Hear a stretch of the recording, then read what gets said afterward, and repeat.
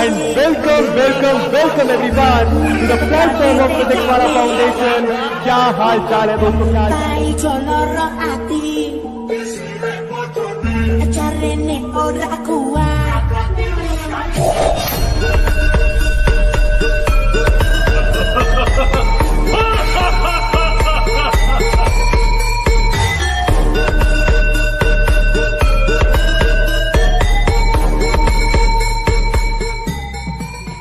मेरा नाम है ऋतिक मिश्रा और मैं हूं आप लोगों का मैथमेटिक्स मेंटर, आपका दोस्त, आपका बड़ा भाई।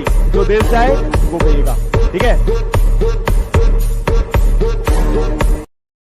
हाय यार, रियली सॉरी थोड़ा लेट होने के लिए दोस्तों।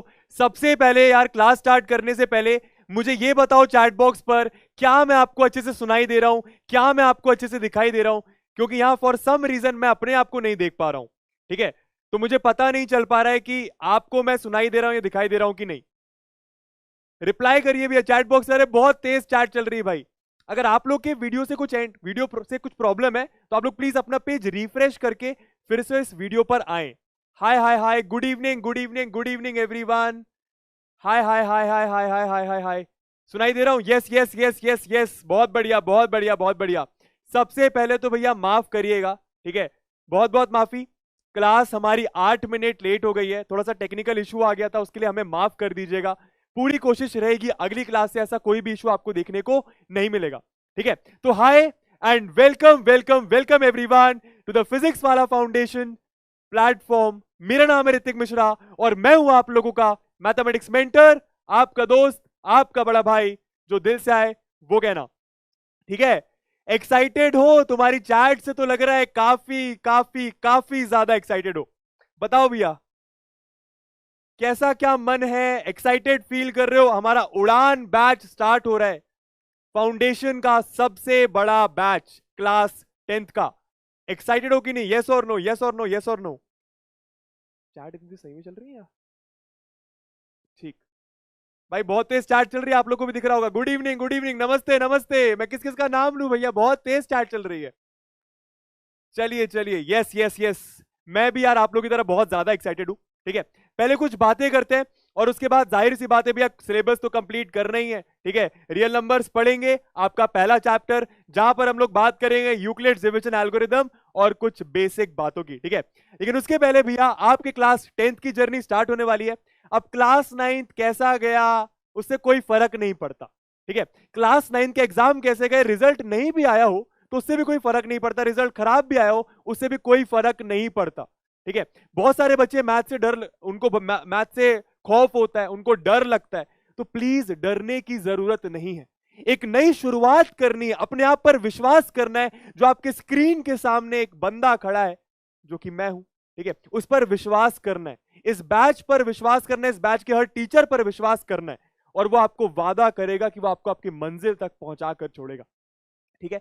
आप कहीं से भी आ रहे हो, आपके मैथ्स में अभी तक 50 मार्क्स आते हो, 40 मार्क्स आते हो, 30 मार्क्स आते हो, आप फेल हुए हो, मुझे उससे कोई लेना देना नहीं है। मुझे एक बात पता है, जिस मकसद की वजह से आपने इस बैच को ज्वाइन करा है, मैथ लेक्चर आप देखने आए हो, मेरे पर विश्वास करने आए हो, आपका वो मकसद पूरा होगा, ठीक है? और एक और बात, हम पूरी जान लगा देंगे। आपने बेसिक मैथ्स लिया हो, स्टैंडर्ड मैथ्स लिया हो, उसके बारे में कभी आगे लेक्चर में बात करेंगे, लेकिन हम पूरी जान लगा देंगे कि हम 100 में से 100 मार्क्स मैथ्स में स्कोर करेंगे। अब ये मैं उन बच्चों को नहीं बोल रहा, अब ये बातें सुन के आपको क्या लग रहा होगा, अरे यार सर ये तो वो टॉपर लोग कर पाते हैं, सर वो 80 नंबर आते हैं ना जिनके, वही कर पाएंगे, हम क्या कर पाएंगे सर, हमारे तो अभी तक 40 मार्क्स आते हैं, सर हमें तो मैथ्स में कुछ बनता ही नहीं है। नहीं, मैं यहां पर एक एक बच्चे के लिए आया हूं, जो बच्चा वहां पे अभी चैट कर रहा है, जो बच्चा मुझे अभी वहां पे देख पा रहा है, ठीक है? हम सब मिलकर ट्राई करेंगे 100 में से 100 मार्क्स लाएं। और आसान है, एक चीज बताता हूं, क्लास 9 का मैथ जितना टफ था ना, उतना ही आसान क्लास 10th का मैथ है। चलिए आज की क्लास स्टार्ट करते हैं। आज हम लोग क्या क्या कवर करेंगे उसके बारे में बात करते हैं, किस तरीके से आपको इस बैच में पढ़ना है उसके बारे में भी थोड़ी सी बात और चर्चा करेंगे, ठीक है? तो यार सबसे पहले हम लोगों ने क्लास 9th में कुछ नंबर्स के बारे में पढ़ा था। हमारे चैप्टर का नाम क्या है? Real numbers. तो रियल नंबर्स में क्या आ जाता है भैया? अपने नेचुरल नंबर्स आ जाते हैं, होल नंबर्स आ जाते हैं, मतलब जितने भी प्रकार के नंबर्स होते हैं ना, सारे नंबर्स के बारे में हम लोग आज चर्चा करेंगे। उसके बाद एक स्पेशल तरीके के नंबर्स के बारे में थोड़ा सा डिटेल में बात करेंगे जिसका नाम है इररेशनल नंबर्स। ऐसा क्यों सर, इसमें क्या खास है? अरे भैया बहुत ज्यादा खास है, किसी को समझ में ही नहीं आता क्या होता है। ठीक है, चलिए उसके बाद क्लास 10th में आएंगे, थोड़ा सा यूक्लिड्स डिवीजन लेमा क्या होता है उसके बारे में बात करेंगे, and then Euclid's division algorithm जो कि इसी चीज की मदद से बना है उसके बारे में बात करेंगे। ठीक है, सही है। चलिए अब ये स्लाइड दोस्तों मेरे साथ हमेशा रहती है यार, पहली पहली क्लास है, थोड़ा सा बात करेंगे, थोड़ा सा मैं समझूंगा आप किस तरीके से रिएक्ट करते हो, थोड़ा सा आप देखो ये टीचर आपको किस तरीके से पढ़ाता है। ठीक है, अभी 5-10 मिनट में पढ़ाई स्टार्ट करेंगे, लेकिन उसके पहले कुछ बातें करना बहुत जरूरी है। ठीक है, ये स्लाइड दोस्तों मेरे साथ हमेशा रहने वाली है, आपके साथ हमेशा रहने वाली है। जब हमारी 10 दिसंबर को इस बैच की लास्ट क्लास होगी ना, या फिर हमारी कोई मैराथन की लास्ट क्लास होगी ना 10th की, उस समय भी ये स्लाइड अपने साथ चलने वाली है। Work hard, dream big and never give up, इसके बारे में कभी बात करेंगे, बट फिलहाल आप समझ गए इसका मतलब क्या है। ठीक है, तो यार किस तरीके से बैच में आपको पढ़ाई करनी है, जैसे कि मैंने कहा कोई फर्क नहीं पड़ता आपका मैथ्स अभी किस लेवल पर है, मुझे उससे कोई लेना देना नहीं है। मैं आपको सारी बेसिक बातें बताऊंगा और सारी बेसिक बातों से लेकर 100 तक लेकर जाऊंगा। सबसे पहला क्वेश्चन, किस तरीके से पढ़ाई करनी है? सिंपल है, रटना नहीं है। सिंपल है भैया, पहला पॉइंट क्या, रटना नहीं है। रटना बिल्कुल नहीं है, बिल्कुल नहीं है, बिल्कुल नहीं है। चीजों को क्वेश्चन करना है कि आखिर ऐसा हो रहा है तो क्यों हो रहा है। क्लास 10th में कुछ ऐसे चैप्टर्स हैं जो बच्चों को बहुत ज्यादा टफ लगते हैं, जैसे कि सर्कल्स हो गया, ट्रायंगल्स हो गया, ट्रिग्नोमेट्री तो सुना होगा बरखुरदार। ठीक है, ये चैप्टर्स मैं आसान बना दूंगा, बहुत मजेदार बना दूंगा, बस तुम लोग को रटना नहीं है, एक बात याद रखनी है। गुड इवनिंग, गुड इवनिंग, नमस्ते नमस्ते नमस्ते। कोई बोल रहा है यूक्लिड्स डिवीजन लेमा डिलीटेड है, मैं जानता हूं डिलीटेड है, इसलिए उसके बारे में थोड़ा सा ही बताऊंगा, उसके क्वेश्चंस नहीं करेंगे। यूक्लिड्स डिवीजन एल्गोरिदम हमारे सिलेबस में आ रहा है, लेकिन लेमा हमको पढ़ना पड़ेगा एल्गोरिदम पढ़ने के लिए। ठीक है, तो रटना नहीं है, ये बात याद रखना है, और कॉन्सेप्ट समझना है, कॉन्सेप्ट समझना है। ठीक है, ठीक है बॉस। चलिए अगला क्वेश्चन क्या लिखा है, क्या चीजें या गलतियां नहीं करनी है? नंबर 1 गलती, लेक्चर टाइम पर नहीं देखने की।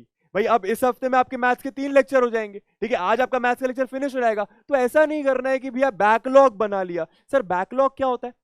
मान लो अपनी इस हफ्ते की 3 क्लास मैथ्स की हुई, आपने देखी ही नहीं, तो अब अगले हफ्ते भी तो 3 क्लास मैथ्स की होने वाली है ना, तो इस हफ्ते की 3 क्लास कौन देखेगा? ये आपका 3 क्लास बैकलॉग बन गया। मतलब जो क्लास आपने छोड़ दी है, समझ में आ रहा है, उस क्लासेस को बैकलॉग बोलते हैं। तो आपको बैकलॉग नहीं बनने देना, आपको पूरी कोशिश करनी कि आप क्लासेस उसी टाइम पर देखो जब क्लासेस हो रही हैं, और किसी रीजन की वजह से नहीं देख पाओ, या क्रिकेट खेलने जाना है, कोई भी रीजन हो सकता है, कभी कभी कभी कभी कभी कभी, तो उसको आप रिकॉर्डेड फॉर्म में रात में उसी दिन कंप्लीट करो। और उस दिन नहीं भी कंप्लीट कर पा रहे तो उस वीक में सैटरडे या संडे की क्लास में कंप्लीट करो। मोटा मोटा मैं ये कहना चाह रहा हूं, मान लो रियल नंबर्स में अगर मैं 4 लेक्चर आपको देने वाला हूं, तो पहला लेक्चर देख के दूसरे लेक्चर में आना है, दूसरा लेक्चर देख के तीसरे लेक्चर में आना है, तीसरा लेक्चर देख के चौथे लेक्चर में आना है, नहीं तो समझ में कैसे आएगा बरखुरदार? क्लियर हो रहा है? अगर क्लियर हो रही है सारी बातें तो लिखो चैट बॉक्स पे CH क्लियर है। ये ऐसी ऐसी चीजें मैं बताता रहूंगा आपको धीरे धीरे। चलिए, तो गलती समझ में आ गई, बैकलॉग नहीं बनने देना है और पढ़ाई कॉन्स्टेंटली करते रहनी है। ठीक है, मैं ज्यादा पढ़ाई करने को नहीं बोल रहा, बस इतना बोल रहा हूं, एक क्लास अटेम्प्ट करो दिन की। ठीक है, चलिए अब यार ये बहुत सारे बच्चों को डाउट होता है कि बुक्स कौन सी फॉलो करनी है। सबसे पहली बात, कोई बुक फॉलो करने की जरूरत नहीं है। ठीक है, आपको बेसिक चीज है कि लेक्चर देखना है। मैं यहाँ पे पूरी जान लगा दूंगा यार, देखो जब मैं यहाँ पे आता हूं ना, तो मेरे पास 5-6 बुक्स एक साथ रखी होती हैं, वो 5-6 बुक्स का कंटेंट निकालकर मैं ये एक लेक्चर में आपको देता हूं। कहने का मतलब, आप चाहो तो कोई बुक खरीद लो, अभी मैं नाम यहाँ पे नाम लिख दूंगा। अगर आपका मन नहीं है खरीदने का, किसी रीजन की वजह से आप बुक नहीं ले पा रहे हो, तो कोई दिक्कत की बात नहीं है जनाब। क्यों? मैं सारे बुक के क्वेश्चंस मिला जुला कर आपको यहां पर करवा दूंगा। ठीक है, CH, अरे बहुत तेज आ गए, बहुत तेज CH आ गया। चलिए, तो नंबर 1 पॉइंट हमको समझ में। अच्छा, अब मैंने बता दिया लेक्चर देखो, और उसके बाद अभी DHA के बारे में बात करेंगे। लेकिन अगर कोई बुक लेनी है तो मैं आपको एडवाइस करता हूं भैया, आपकी बेसिक बुक NCERT सबके पास होती है। ठीक है, इसके बाद प्लस RD शर्मा चाहो तो ले सकते हो। मैं ये नहीं बोल रहा लेना है, मैं ये नहीं बोल रहा लेना है, जितना मैं कराऊंगा वो मोर देन इनफ है। ठीक है, मैं RD शर्मा के सारे क्वेश्चंस आपको लेक्चर में ही करवा दूंगा, ये मेरा वादा है।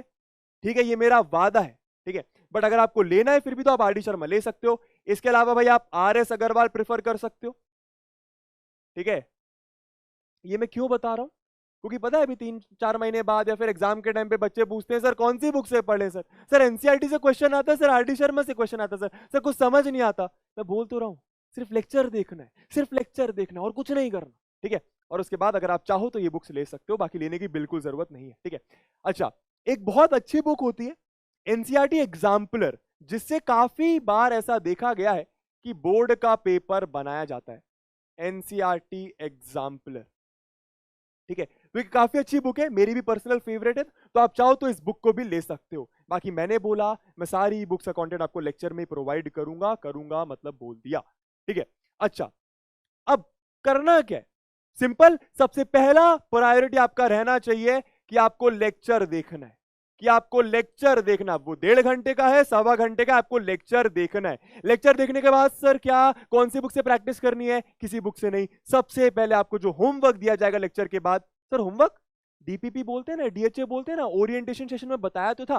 कहने का मतलब क्या, यहां पर आज मैथ्स की क्लास हो गई, इसके तुरंत बाद आपको आपके पीडीएफ सेक्शन में, डीपीपी पीडीएफ सेक्शन में 10 क्वेश्चंस या फिर कभी कभी 15 क्वेश्चंस, कभी कभी 8 क्वेश्चंस होमवर्क के फॉर्म में मिलेंगे, जिसको हम लोग डीपीपी या फिर डीएचए बोलते हैं। तो क्लास देखी, उसी से रिलेटेड आपको होमवर्क मिला, वो होमवर्क कंप्लीट कर लो, इतना काफी है। क्या बात समझ आ रही है, ठीक है। तो सबसे नंबर 1 प्रायोरिटी आपकी लेक्चर होनी चाहिए, उसके बाद आपकी डीपीपी होनी चाहिए। सर इसके बाद क्या, कुछ नहीं। सर इतना कर लिया तो हो जाएगा, हो जाएगा। सर पक्का हो जाएगा, सर स्कूल टीचर तो बुक करने को बोलते हैं, सर ट्यूशन टीचर तो बुक लगाने को बोलते हैं, नहीं लगाना है। सर क्यों नहीं लगाना, मैं हूं ना, सब करवा दूंगा, इन दोनों में सब कुछ करवा दूंगा, कवर करवा दूंगा, ठीक है। बाकी अगर आप कोई बुक लेते हो तो जाहिर सी बात है हम जो करेंगे आपको सारी बुक के क्वेश्चंस बनेंगे, ठीक है। मेरे पढ़ाने का तरीका दोस्तों ऐसा नहीं है कि मैं आपको लेक्चर में 10 क्वेश्चंस करवा दूं और मैं ये आशा करूं कि ये 10 क्वेश्चन आपके पेपर में आ जाए, और आप भी ये गलत आशा करो।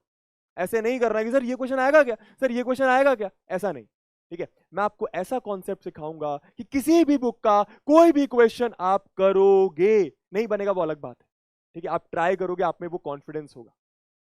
चलिए अब स्टार्ट करने वाले हैं भैया अपनी क्लास। तो अगर आप लोग रेडी हो, सारी बातें समझ में आ गई, तो चैट बॉक्स पे लिखो RH रेडी हैं। उसके बाद क्लास को स्टार्ट करते हैं, कंटेंट समझते हैं, ठीक है। नमस्ते नमस्ते नमस्ते, हाय मोहित, हाय कुमार, हाय साहिल, हाय हरिओम, नमस्ते नमस्ते नमस्ते। पोल्स भी करेंगे, टेंशन मत लो, पोल्स भी करेंगे, पोल्स के लिए यहाँ पे ऑप्शन है अपने पास। ओपी, चलिए सर, यार कुछ बातें करनी होती है ना, कनेक्शन बैठाना होता है ना। अब ऐसा थोड़ी कि आते से ही बता रियल नंबर ये होता है, नेचुरल नंबर ये होता है, ऐसा थोड़ी होता है। कनेक्शन बैठाएंगे, दोस्ती करेंगे, तब तो मन लगेगा। चलिए ठीक है, तो समझ में आ गया, मोटा मोटा कुछ नहीं करना, ठीक है, लेक्चर देखना, डीपीपी लगाना, खत्म बात, खेलना कूदना। चलिए, तो यार हम लोगों ने ये सारे नंबर्स के बारे में ऑलरेडी पढ़ लिया है, लेकिन एक बार सारी चीजें रिकॉल करेंगे। तो सबसे पहले अपने नेचुरल नंबर्स क्या होते हैं भैया, बहुत इजी है। नेचुरल नंबर्स क्या होते हैं, जो कि 1 से स्टार्ट होते हैं, जिनको हम काउंटिंग नंबर्स भी बोलते हैं। 1 2 3 4 5 dot dot dot dot dot dot dot dot dot, कहां तक जाता है, अप टिल इंफिनिटी, क्योंकि बहुत सारे नंबर्स होते हैं। तो नेचुरल नंबर्स के सेट में अपने ये वाले नंबर्स आते हैं। अब होल नंबर्स में कौन से नंबर्स आते हैं भैया, होल, होल मतलब कुछ जीरो, है ना। तो नेचुरल नंबर के अगर झोले में, अगर इसके सेट में मैं जीरो डाल देता हूं, तो अपने होल नंबर्स आ जाते हैं। ये बहुत बेसिक सी बात है, आप लोग को पता है, बट फिर भी अपन रिकॉल करेंगे, ठीक है। Dot dot dot dot dot up till infinity, ठीक है। अब इंटीजर्स क्या होते हैं, इंटीजर्स में क्या भी आपके नेगेटिव नंबर्स भी अगर होल नंबर्स में ऐड हो गए, अभी क्या है भैया, आपके नंबर्स है 1 2 3 4 5 और 0 है। अगर मैं इन्हीं नंबर्स में 0 को छोड़ के नेगेटिव का साइन लगा दूं, तो आपके नेगेटिव नंबर्स आ जाएंगे। उन नेगेटिव नंबर्स को अगर मैं होल नंबर के झोले में डाल दूं, अब कुछ कुछ बच्चों को ना, जिनका मैथ्स बहुत ज्यादा वीक होता है, उनको ऐसा लगता है सर इंटीजर मतलब सिर्फ और सिर्फ नेगेटिव नंबर। एक बार फिर से बोलूंगा, उनको ऐसा लगता है सर इंटीजर मतलब सिर्फ और सिर्फ नेगेटिव नंबर, नहीं, इंटीजर मतलब पॉजिटिव नंबर भी हो सकता है। एक बार यहां पर लिख देता हूं मैं, इधर देखो, चलो ठीक है। तो इंटीजर मतलब क्या भैया, यहां पे मैंने सबसे पहले होल नंबर्स लिखे, 0 1 2 3 4 5 dot dot dot dot dot, positive infinity मतलब पॉजिटिव का एक बहुत बड़ा नंबर होगा। और वैसे ही अगर यहाँ पे नेगेटिव नंबर्स लिख दूं, -1 -2 -3 -4 dot dot dot dot dot dot dot up till क्या, नेगेटिव इंफिनिटी। नेगेटिव इंफिनिटी का मतलब क्या होता है सर, नेगेटिव का एक बहुत बड़ा नंबर। समझ में आ रहा है, ओ भाई नीवियंस की स्पैमिंग हो रही है क्या? चलिए, तो ये 3 नंबर्स बहुत बेसिक से, ठीक है, क्या natural numbers, whole numbers, integers, मेरे ख्याल से इसमें कोई दिक्कत नहीं होगी। अब चलते हैं कि रैशनल नंबर्स क्या होते हैं। आप लोगों ने ऑलरेडी पढ़ा है 8th क्लास में, 9th क्लास में, बट एक बार फिर से रिकॉल करेंगे, ठीक है। तो यार रैशनल नंबर्स रिकॉल करने से पहले ये कुछ वर्ड्स हैं, ये कुछ टर्म्स है, बहुत इंपॉर्टेंट टर्म्स है। अब क्यों इंपॉर्टेंट अभी आपको समझ में आएगा, ठीक है। नेगेटिव इंटीजर्स का मतलब क्या? इंटीजर्स मतलब क्या? Whole numbers plus negative numbers, whole numbers plus negative के नेचुरल नंबर्स, समझ में आए? अच्छा, नेगेटिव इंटीजर्स का मतलब क्या? सिर्फ और सिर्फ नेगेटिव इंटीजर, सिर्फ और सिर्फ नेगेटिव नंबर्स। कहने का मतलब क्या? आप ले लो भैया, आपका -1 ले लो, -2 ले लो, -3 ले लो, -4 ले लो, -5 dot dot dot dot dot dot dot dot ऐसे ऐसे ऐसे, समझ में आ रहा है? तो ये आपके नेगेटिव इंटीजर्स नेगेटिव पार्ट में आ जाते हैं। अब ये स्लाइड में क्यों लेके आया? ताकि आपको इस वर्ड का मतलब समझ में आए। आप लोग बताओ भाई इस वर्ड का मतलब क्या है, गेस करो जरा। नॉन नेगेटिव इंटीजर्स का मतलब क्या, बताइए। नॉन नेगेटिव इंटीजर्स का मतलब क्या? नमस्ते नमस्ते भैया, पढ़ते रहिए, सबकी चैट देख पाना बहुत मुश्किल है फिलहाल। नॉन नेगेटिव इंटीजर्स का मतलब बताइए। Sir class was at 4 PM। अच्छा, ये वाला अपडेट देना भूल गया यार। आप लोगों की हैवी डिमांड थी कि सर क्लास थोड़ा सा लेट करिए, तो अब आप लोगों की क्लास 4 बजे नहीं होगी। 4 बजे वाली क्लास अब आपकी हमेशा 4:30 होगी, और हमेशा ऐसे ही होगा, क्लास का टाइमिंग कभी भी चेंज नहीं होगा, ठीक है। और जो 6 बजे वाली क्लास थी वो अब आपकी 6:30 पर शिफ्ट हो जाएगी। ये आप लोग की डिमांड थी ओरिएंटेशन सेशन में। पॉजिटिव पॉजिटिव नंबर्स क्या बोल रहा है भैया? पॉजिटिव नंबर्स, पॉजिटिव नंबर्स गलत, मतलब थोड़ा सा सही है। कोई हाँ, कोई लिख रहा है 0, कोई हाँ, मैं समझ गया, तुम्हारी भावना समझ गया। देखो भाई, नॉन नेगेटिव मतलब क्या? नेगेटिव नहीं होना चाहिए। नॉन नेगेटिव मतलब क्या? नेगेटिव नहीं होना चाहिए। तो नेगेटिव नहीं होगा तो क्या होगा? सर पॉजिटिव होगा। मतलब क्या नॉन नेगेटिव इंटीजर्स का मतलब पॉजिटिव इंटीजर्स होता है? नहीं, इनकम्प्लीट आंसर है, 0 भी होगा। कहने का मतलब क्या, फिर सुनना। नॉन नेगेटिव मतलब जो नेगेटिव ना हो, मतलब पॉजिटिव हो। तो पॉजिटिव क्या आपके नंबर्स क्या हो गए? 1 2 3 4 5 dot dot dot dot dot up till infinity. लेकिन नॉन नेगेटिव इंटीजर्स में आपका 0 भी इंक्लूड हो जाता है। क्या होता है? 0 भी इंक्लूड हो जाता है। क्या ये बात समझ आई? तो अगर आपसे नॉन नेगेटिव बोला जा रहा है मतलब पॉजिटिव प्लस 0, मतलब क्या? Positive plus 0। ये बात समझ में आनी चाहिए। अब ये सर आपने क्यों यूज करा? कभी कभी क्या होता है ना, क्वेश्चन करते वक्त आपको क्वेश्चन में लिखा होगा नॉन नेगेटिव इंटीजर्स, तो आप ना उसमें 0 को काउंट नहीं करते, जो कि गलती है, ठीक है। चलिए, हाँ वेरी गुड, दूसरा नाम बता रहे हो आप लोग इसका, ठीक है। बहुत बेसिक सी क्लास है तो सब लोग आंसर भी कर पा रहे होंगे। नॉन नेगेटिव इंटीजर्स का आप देखो ना, कौन कौन से नंबर्स आ रहे हैं इसमें? 0 1 2 3 4 5। सर ये तो कुछ होल नंबर्स भी होता है। हाँ एकदम सही। कहने का मतलब आप नॉन नेगेटिव इंटीजर्स को मोटा मोटा होल नंबर्स कह सकते हो, ठीक बात। चलिए अब इजी है। पॉजिटिव इंटीजर्स का मतलब क्या? जो पॉजिटिव हो, समझ में आ रहा है? मतलब आपके ये हो गए 1 2 3 4 5 dot dot dot dot dot dot dot dot dot. Positive integers में 0 नहीं आएगा, याद रखिएगा। और नॉन पॉजिटिव का मतलब क्या? जो पॉजिटिव ना हो, पॉजिटिव नहीं होगा तो क्या होगा? नेगेटिव होगा। नेगेटिव प्लस 0, याद रखिएगा, नेगेटिव प्लस 0। समझ में आई बात? अगर इतनी बात समझ आ गई तो चैट बॉक्स पे लिखो SG समझ गए, SG समझ गए। लिखिए भैया SG समझ गए। हाँ आप इसको नेचुरल नंबर्स भी बोल सकते हो, ठीक है। चलिए भैया, चले आगे। SG, SG भाई साहब, इतना जोश, इतना जोश। ऐसा ही जोश दोस्तों 10 क्लास बाद भी होना चाहिए, ठीक है। चलिए समझ गए। चलिए आगे चलते हैं भैया, रैशनल नंबर्स की बात करते हैं। अब रैशनल नंबर मतलब क्या? कोई भी नंबर, कोई भी नंबर जिसको आप P बाय Q के फॉर्म में लिख सकते हो, कोई भी नंबर जिसको आप P बाय Q के फॉर्म में लिख सकते हो, जहां पे आपका P एंड Q क्या होना चाहिए? P एंड Q आपका इंटीजर होना चाहिए। क्या होना चाहिए? Integer number. अब इंटीजर नंबर सबको पता है, ठीक है। और Q आपका 0 के बराबर नहीं होना चाहिए। ये 3 कंडीशन सेटिस्फाई होंगी, मतलब आपका रैशनल नंबर होगा। सिंपल भाषा में मैं क्या कहना चाह रहा हूं, एक एग्जांपल देता हूं। मान लीजिए मैंने अगर नंबर लिखा 2, ठीक है, तो क्या 2 एक रैशनल नंबर है? हाँ सर 2 तो सर नेचुरल नंबर होगा, सर होल नंबर होगा, सर इंटीजर भी होगा। वो तो हो गई, लेकिन क्या 2 एक रैशनल नंबर होगा? बिल्कुल होगा। क्यों? 2 को आप 2/1 लिख सकते हो।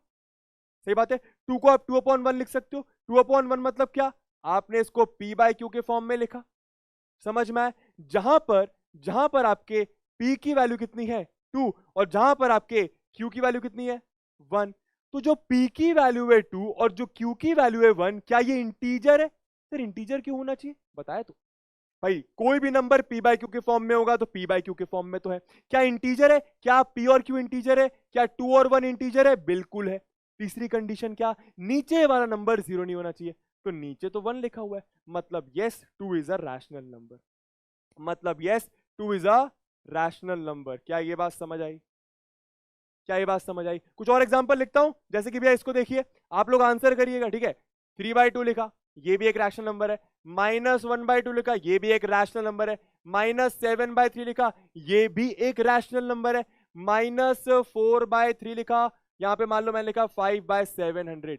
ये सारे के सारे रैशनल नंबर्स हैं। और एग्जांपल लिखता हूं, -1 लिखा, -100 लिखा, -300 लिखा, यहाँ पे 500 लिख दिया, यहाँ पे आपने 750/2 लिख दिया। ये सारे के सारे आपके रैशनल नंबर के एग्जाम्पल हैं। क्यों? मान लो अगर मैं -100 को लेता हूं, तो ये रैशनल नंबर क्यों है? तीनों कंडीशन चेक करो। -100 को आप -100/1 लिख सकते हो, मतलब आपने p/q के फॉर्म में लिखा। p/q के फॉर्म में लिखा तो पहली कंडीशन सेटिस्फाई हो गई, ठीक है। अच्छा, अब p और q क्या इंटीजर्स है? p की वैल्यू -100, q की वैल्यू 1। p की वैल्यू -100, q की वैल्यू 1, तो p और q दोनों इंटीजर्स हैं। अरे भैया, -100 और 1 इंटीजर होता है कि नहीं होता? बिल्कुल होता है, ठीक है। q is not equal to 0, तो साफ साफ दिख रहा है जो आपका नीचे वाला नंबर है वो 1 है, 0 नहीं है। मतलब तीनों कंडीशन ये नंबर सेटिस्फाई कर रहा है, मतलब ये रैशनल नंबर है। अब भाई दो क्वेश्चंस का आंसर आप लोग कर दो। क्या वन एक रैशनल नंबर है? और दूसरी चीज, क्या 0 एक रैशनल नंबर है? जल्दी से आंसर करो भैया। क्या 1 और 0 एक रैशनल नंबर है कि नहीं है? भैया जल्दी से आंसर कर दो। बहुत बेसिक बेसिक बातें हैं, फटाफट आंसर करो भैया चैट बॉक्स पे। क्या 1 और 0 रैशनल नंबर है कि नहीं है? आंसर करिए। प्राइम क्रो प्राइम सब बता दूंगा, सब बता दूंगा। यस यस यस, कौन बोल रहा है नो? अबे सब यस बोल रहे हो, अब पढ़ाई करके आए हो क्या? चलिए, तो यार 1 तो इजी है। 1 क्यों रैशनल नंबर है? क्योंकि 1 को मैं 1/1 लिख सकता हूं। तीनों कंडीशन सेटिस्फाई होनी चाहिए। p/q के फॉर्म में लिख दिया, जहां पे p और q, p की वैल्यू 1, q की वैल्यू 1, दोनों ही इंटीजर है, और नीचे वाला नंबर 0 नहीं है। तो ये तो रैशनल आपका हो गया। 0 के बारे में क्या कह रहे हैं भैया? 0 को मैं 0/1 लिख सकता हूं। सर आपने तो कुछ ऐसा बोला था, ये q is not equal to 0। हाँ तो q is not equal to 0 ना, p तो 0 हो सकता है। समझ में आ रहा है भाई? ये आपका p/q के फॉर्म में, ठीक है। p की वैल्यू 0 है, q की वैल्यू 1 है, q 0 नहीं है। समझ में आया? तो ये भी आपका एक रैशनल नंबर हो गया, ठीक है। चलिए, अब यार बहुत ही ज्यादा इंपॉर्टेंट चीज की बात करते हैं। क्लास 9th में पढ़ी थी, लेकिन 10th में भी पढ़ना इक्वली इंपॉर्टेंट है, ठीक है। डेसिमल एक्सपेंशन क्या होता है रैशनल और इरैशनल नंबर का? डेसिमल एक्सपेंशन का मतलब क्या? एक एग्जांपल देता हूं, देखो भाई, मानो मैंने कोई रैशनल नंबर लिखा, ब्लू से नहीं करते हैं दोस्तों, इसको अपन येलो से करते हैं। मानिए भैया, मैंने कोई रैशनल नंबर लिखा आपका 1/2, ठीक। 1/2, जब आप 1 को 2 से डिवाइड करोगे तो कुछ डेसिमल में आंसर आएगा। कितना आएगा? कितना आएगा भैया? 0.5। ये करना तो आता ही होगा, समझ में आया? तो एक रैशनल नंबर का आपको डेसिमल एक्सपेंशन दिखा कि कुछ ऐसा दिख रहा है, समझ में आया? अब ये वाला नंबर का करो भैया, मान लो 2/9 लेता हूं मैं, मान लो 2/9 लेता हूं, तो फटाफट इसका आंसर बताओ भैया डेसिमल में, जल्दी से बताना। अच्छा, ये रैशनल नंबर तो है ना? क्या ये रैशनल नंबर है? बिल्कुल है। क्यों? p/q के फॉर्म में लिखा है, p की वैल्यू 2, q की वैल्यू 9, दोनों में इंटीजर है, और नीचे वाला नंबर 0 नहीं है। समझ में आ रहा है? चलिए, तो मैं आपके लिए इसको सॉल्व करता हूं, ठीक है। 2/9, तो 9 इधर लिखा, 2 इधर लिखा, 2 को मैं 9 से डिवाइड कर रहा हूं। तो सबसे पहले भैया पॉइंट लगा के यहां पे 0 लगाना पड़ेगा। सही बात है? बिल्कुल सही बात है सर। तो यहां पे आ गया आपका 9 2 18, ठीक है। ये आपका 2 बचा, 2 बचा। फिर क्या करना पड़ेगा? अब एक बार डेसिमल ले लिया है तो यहां पे एक बार और 0 लगा लो। समझ में आ रहा है? अच्छा, फिर से यहां पे क्या जाएगा? 9 2 18, फिर से 2 आ गया। सर बार बार 2 आ रहा है, समझ में आ रहा है? फिर से 0 लगाओगे तो फिर 9 2 18 आ गया, फिर से 2 आ गया। तो ये तो कभी एंड होने ही नहीं वाला। समझ में आ रहा है? Very good. अब आप लोग खुद ही आंसर कर रहे हो क्या कि सर इसका डेसिमल एक्सपेंशन को 0.222222 dot dot dot dot dot dot dot dot dot ऐसा आने वाला है। समझ में आया? अब ये नंबर्स कैसे, ये नंबर्स आपके रैशनल नंबर है। मैं ये पता कर रहा हूं कि रैशनल नंबर का डेसिमल एक्सपेंशन दिखता कैसे। ठीक है, तो आप लोग को मोटा मोटा समझ में आ गया होगा क्या।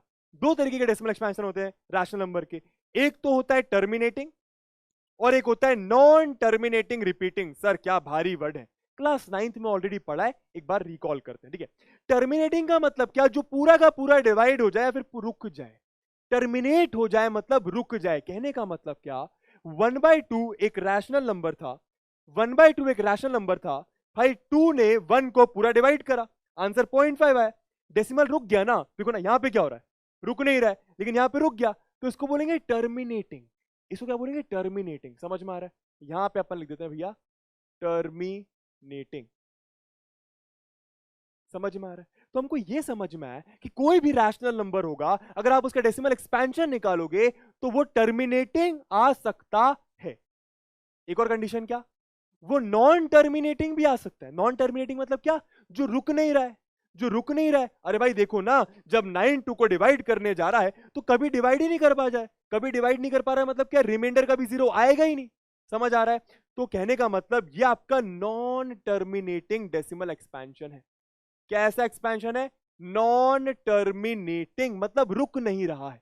लेकिन अब एक बात नोटिस करो, एक बात नोटिस करो, रुक नहीं रहा मैंने माना, two two two two two two two two two two कुछ आ रहा है, लेकिन रिपीट तो हो रहा है। सर रिपीट होने का मतलब क्या, बार बार टू बार बार टू बार बार टू ही रिपीट हो रहा है, तो क्या मैं ऐसा कह सकता हूं ये नॉन टर्मिनेटिंग रिपीटिंग होगा। ठीक है, कुछ और एग्जांपल देता हूं नॉन टर्मिनेटिंग रिपीटिंग के भैया। इसके कुछ और एग्जांपल्स नोट करिए। पहला, मानिए मैंने लिखा 1.4141414141 dot dot dot dot dot dot dot dot dot. अब ये कैसा डेसिमल एक्सपेंशन है, रुक नहीं रहा है, टर्मिनेट नहीं हो रहा है, रुक नहीं रहा है, टर्मिनेट नहीं हो रहा है, और रिपीट भी हो रहा है। रिपीट होने का मतलब क्या, सर 4-1 फिर 4-1 फिर 4-1 फिर 4-1। तो इस तरीके के डेसिमल एक्सपेंशन को मैं क्या बोलूंगा, non terminating but repeating. Terminate नहीं हो रहा गुरुजी, रुक नहीं रहा सर, लेकिन पैटर्न है, मतलब रिपीट हो रहा है। ठीक है, मोटा मोटा मैं आपको यह बताना चाह रहा हूं कि कोई भी रैशनल नंबर होगा, कोई भी रैशनल नंबर होगा, अगर आप उसका डेसिमल एक्सपेंशन निकालोगे तो या तो वो टर्मिनेट हो जाएगा या तो वो नॉन टर्मिनेट होगा, मतलब रुकेगा नहीं, लेकिन रिपीट जरूर होगा। ठीक है, रिपीटिंग को कभी कभी आप रिकरिंग भी बोलते हो। क्या, रिकरिंग? रिपीटिंग को आप कभी कभी रिकरिंग भी बोलते हो। क्या ये बात समझ आई? एक बार रिपीट करता हूं फिर से सारी बातें। मैंने क्या बोला, रैशनल नंबर, कोई भी रैशनल नंबर होगा दुनिया का, अगर आप उसका डेसिमल एक्सपेंशन निकालने जाओगे तो या तो वो टर्मिनेट हो जाएगा, मतलब टर्मिनेटिंग कहलाएगा, या तो वो नॉन टर्मिनेट होकर रिपीट होगा, यानी वो नॉन टर्मिनेटिंग रिपीटिंग कहलाएगा। बात समझ आई? आ गई भैया? हाँ वेरी गुड। ठीक है, चलिए। अच्छा, चलिए अब किसी किसी को लग रहा होगा सर कितनी बेसिक सी बातें कर रहे हैं। दोस्तों देखो, बेसिक की बातें करना जरूरी है। आप ये सोचो, मैं यहां पर उसके लिए थोड़ी आया हूं जिसको सब कुछ आता है या फिर उसको थोड़ा बहुत आता है। मैं उसके लिए आया हूं जिसको कुछ भी नहीं आता मेरे भाई। तो सर फिर हमारा क्या होगा, जिनको आता है उनको, हमको तो आगे पढ़ाई करनी है। अरे तेरे को मिलेगा ना आगे, देखना क्लास 15 मिनट और करेंगे ना यूक्लिड्स डिवीजन एल्गोरिथम, लेकिन ये पढ़ना जरूरी है। चलिए, अब यार रैशनल नंबर तो समझ गए क्या, कि रैशनल का डेसिमल एक्सपेंशन निकाला तो कुछ ऐसा होगा। इरैशनल नंबर का मतलब क्या, ऐसा। Non terminating non repeating, non terminating non repeating मतलब, कुछ एग्जांपल देता हूं दोस्तों। जैसे मान लो पहला एग्जांपल आपका 1.411, फिर 4 1 1 फिर 4 4 बार 1 फिर 4 5 बार 1, मान लो dot dot dot dot dot dot dot dot dot. अब यहां पे दो चीजें समझो, डॉट डॉट डॉट का मतलब क्या है, कि रुक नहीं रहा, कि रुक नहीं रहा है। समझ में आ रहा है? ऑल्सो ऑल्सो क्या हो रहा है, रिपीट भी नहीं हो रहा। सर रिपीट कैसे नहीं हो रहा, देखो ना, पहले 4-1, पहले 4-1-1 था, फिर 4-1-1 है, फिर 4 4 बार 1 है, फिर 4 5 बार 1 है। ठीक है, यहां पर क्या था, यहां पर क्या था, 4-1 4-1 फिर 4-1 फिर 4-1 फिर 4-1, फिर तो रिपीट हो रहा है। लेकिन यहां पर ये एक तो नॉन टर्मिनेट, मतलब रुक नहीं रहा, और रिपीट भी नहीं हो रहा। तो ऐसे नंबर्स को मैं क्या बोलता हूं, क्या बोलता हूं, इरैशनल नंबर। क्या बोलता हूं? Irrational numbers. इरैशनल का मतलब ये अजीब सा, समझ में आ रहा है? तो ये कुछ अजीब सा ही नंबर है। कुछ और एग्जांपल लिखता हूं। मानिए मैंने लिखा 0.001 0001 00001 0000001 dot dot dot dot dot dot dot. खास बात नोट करिए, डॉट डॉट डॉट का मतलब क्या? रुक नहीं रहा, टर्मिनेट नहीं हो रहा, मतलब नॉन टर्मिनेटिंग है, और नॉन रिपीटिंग है, मतलब क्या? 001 फिर 0001 फिर 4 बार 01, मतलब कुछ रिपीट नहीं हो रहा। मान लो अगर ये ऐसा होता 001 फिर 001 फिर 001 फिर 001, तो रिपीट हो रहा है ना, रुक नहीं रहा लेकिन रिपीट तो हो रहा है, तो उसको मैं रैशनल नंबर कह देता। बात समझ आई? बात समझ आई? चलिए, तो अब बात करते हैं इरैशनल नंबर्स की। ठीक है, इरैशनल नंबर्स का डेसिमल एक्सपेंशन तो आप समझ गए। ठीक है, अब आपने सुना होगा कि अब मैं आपको अच्छे से समझाता हूं कि इरैशनल नंबर्स पहचानते कैसे हैं। आप लोग को एग्जांपल पूछो, आप बोले √2 सर, √3 सर, √4, √4 तो नहीं होता खैर, सर √5 सर, √6 सर, √7। एकदम सही कह रहे हो, लेकिन मैं आपको एग्जैक्टली बताऊंगा कैसे पहचानना है इरैशनल नंबर। चलिए, तो इरैशनल नंबर के कुछ एग्जाम्पल अगर मैं आपसे पूछूंगा, तो सबसे पहले आप बोलोगे सर √2 हो गया, सर √3 हो गया, कुछ कुछ ऐसे नंबर्स हो गए। लेकिन आप तीन तरीके से पहचानो इरैशनल नंबर्स क्या होते हैं। सबसे पहले अगर मैं उसके डेसिमल एक्सपेंशन की बात करूं, तो आप लोग क्या सीखे? किसी भी इरैशनल नंबर का डेसिमल एक्सपेंशन क्या होगा? Non terminating and non repeating. तो पहली पहचान तो ये। एग्जाम्पल के फॉर्म में एक और लिखता हूं भैया, मैंने लिखा मान लो 2.112 फिर 113 फिर 14256 790 dot dot dot dot dot dot dot dot dot dot dot dot dot. कैसा नंबर है? नॉन टर्मिनेट, मतलब रुक नहीं रहा और रिपीट भी नहीं हो रहा। कुछ 112 है फिर 113 है फिर 14 है फिर 256 को समझ में नहीं आ रहा, तो ऐसा नंबर आपका इरैशनल नंबर कहलाएगा। अब दूसरी पहचान क्या, बहुत ज्यादा इंपॉर्टेंट है, सुनिएगा क्या लिखा हुआ है। If m is a positive integer, घबराना नहीं है, घबराना नहीं है, आराम से रीड करना। यही तो प्रॉब्लम है भैया कि हम आराम से रीड ही नहीं करते, हम ऐसे रीड करते हैं if m is a positive integer, अरे ऐसा समझ नहीं आया, ऐसे नहीं रीड करना, आराम से रीड करोगे समझ में आएगा। If m is a positive integer, m कोई नंबर है जो कि पॉजिटिव इंटीजर है। पॉजिटिव इंटीजर मतलब 1 हो सकता है, 2 हो सकता है, 3, ठीक है, समझ आया sir. Which is not a perfect square. Perfect square number क्या होता है?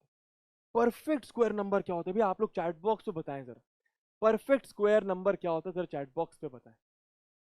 √4 इज रैशनल, एकदम सही, उसके बारे में बात करेंगे, डोंट वरी। सबसे पहले ये बताओ परफेक्ट स्क्वायर नंबर क्या होता है, बताइए भैया। और साथ साथ अपने ना क्लास में पानी रखा करो, पानी वानी पी लिया करो। परफेक्ट स्क्वायर नंबर क्या होता है बताइए।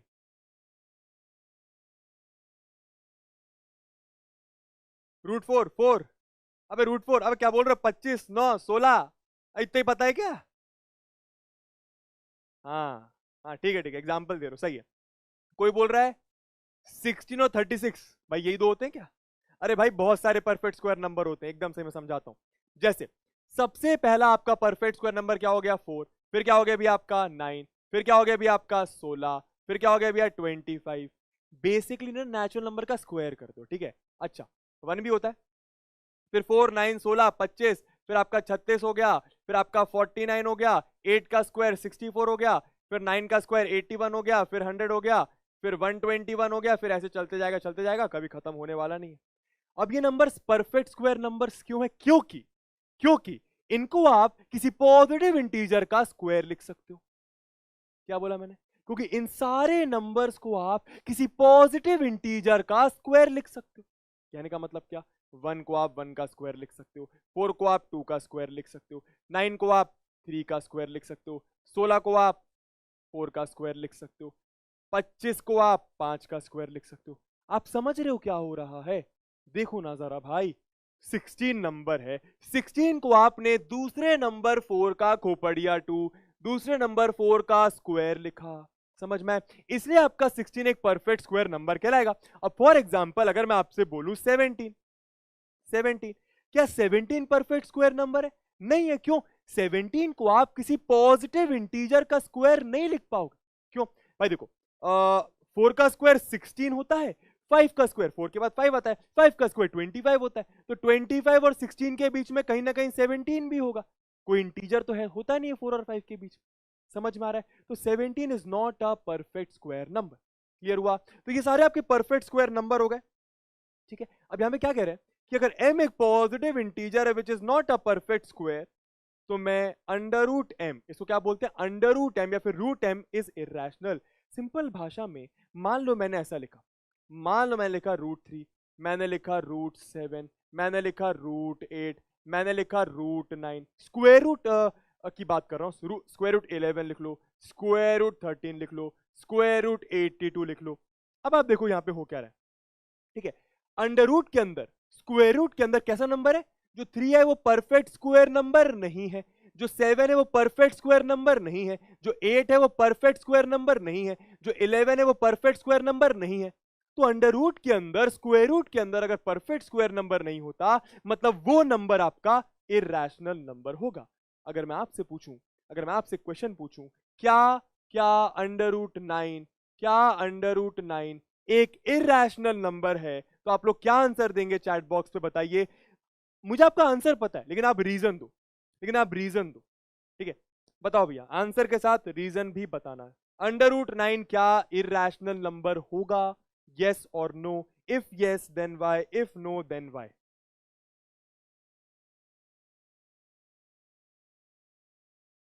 Sir why M can not be negative, कभी बाद में बताऊंगा दोस्त, उड़ान में बताऊंगा, लेकिन कभी बाद में, आज की बात नहीं, अभी बताऊंगा तो वो खिंच जाएगा लंबा।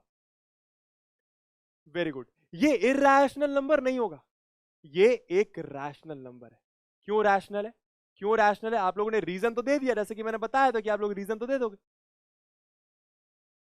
क्या बताइए?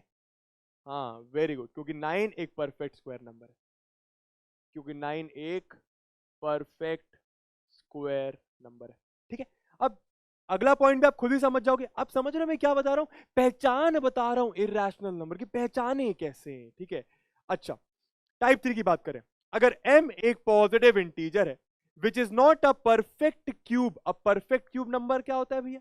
परफेक्ट क्यूब नंबर का मतलब क्या, देखिए जैसे यहां पे स्क्वायर था, वैसे क्यूब की बात करता हूं। ठीक है, तो 1 एक परफेक्ट क्यूब नंबर होता है, उसके बाद 8 एक परफेक्ट क्यूब नंबर होता है, उसके बाद अब क्या हो जाएगा भैया बताइए? अच्छा 8 परफेक्ट क्यूब क्यों, पहले ये समझ लेते हैं। 8 भाई आपका परफेक्ट क्यूब क्यों है? देखो, क्योंकि 8 को आप किसी पॉजिटिव इंटीजर का, किसी पॉजिटिव इंटीजर का क्यूब लिख सकते हो, इसलिए 8 आपका परफेक्ट क्यूब नंबर। ठीक है, 3 का क्यूब आपका 27 हो जाएगा। ठीक है, 4 का क्यूब आपका 64 हो जाएगा, 5 का क्यूब आपका 125 हो जाएगा। समझ में आ रहा है? तो ये सारे नंबर्स आपके परफेक्ट क्यूब है। क्यों? क्योंकि 27 को आप 3 का क्यूब लिख सकते हो, 64 को आप 4 का क्यूब लिख सकते हो, 125 को आप किसी पॉजिटिव इंटीजर 5 का क्यूब लिख सकते हो। इसलिए ये सारे नंबर्स क्या है भैया? आपके परफेक्ट क्यूब नंबर्स हैं। अब यहां पे क्या बोल रहा है कि अगर क्यूब रूट के अंदर, अगर क्यूब रूट के अंदर मैं एक ऐसा नंबर लिखूं जो कि परफेक्ट क्यूब नहीं है, ऐसे कौन से नंबर्स होंगे परफेक्ट क्यूब नहीं भाई? जो इनके बीच में आ रहे होंगे, जो इनके बीच में आ रहे होंगे, जैसे 1 और 8 के बीच में आपका 2 आ गया, 3 आ गया, 4 आ गया, 5 आ गया, 6 आ गया। ठीक है, तो अगर मैं क्यूब रूट के अंदर डाल दूं cube root of 2, cube root of 3, cube root of 4, cube root of 5, तो ये सारे के सारे आपके इरैशनल नंबर्स हैं। घबराए तो नहीं? घबराए तो नहीं? बोलो भैया, घबराए तो नहीं? ठीक है, समझ आया? फिर ये क्या है क्यूब रूट, कुछ समझ में नहीं आ रहा? अरे पावर 1/3। चलो एक बार बता भी देता हूं भाई, इधर देखो, इधर देखो, मान लो ऐसा लिखा है क्यूब रूट ऑफ 2, इसका मतलब होता है 2 की पावर 1/3। ये बात तो पता है ना? मान लो ऐसा लिखा है स्क्वायर रूट ऑफ 2, इसका मतलब होता है 2 की पावर 1/2। ठीक है, अब एक समझ आ गया? बहुत बढ़िया, बहुत बढ़िया, बहुत बढ़िया, बहुत बढ़िया। चलिए, चलिए भैया, अब यार कुछ इंपॉर्टेंट पॉइंट, कुछ इंपॉर्टेंट पॉइंट। ठीक है, तो इरैशनल सबको क्लियर हुआ? रिकॉल करो, इरैशनल नंबर मतलब क्या? सर जिसका decimal expansion non terminating, non repeating हो। ठीक है, दूसरा पॉइंट क्या? सर अगर स्क्वायर रूट के अंदर परफेक्ट स्क्वायर नंबर नहीं हो तो इरैशनल नंबर होगा। सर अगर क्यूब रूट के अंदर परफेक्ट क्यूब नंबर नहीं हो तो भी इरैशनल होगा। क्या इरैशनल नंबर अच्छे से समझ में आ गए? अगर आ गए तो चैट बॉक्स पे लिखो ए जी आ गए। लिखो ए जी आ गए। नमस्ते नमस्ते, थैंक यू रितिका जी। विपुल जी एकदम सही कह रहे हैं, चैट बहुत तेज चल रही है भैया। लैग हो गया क्या एकदम से? थोड़ा सा लैग हो गया दोस्तों।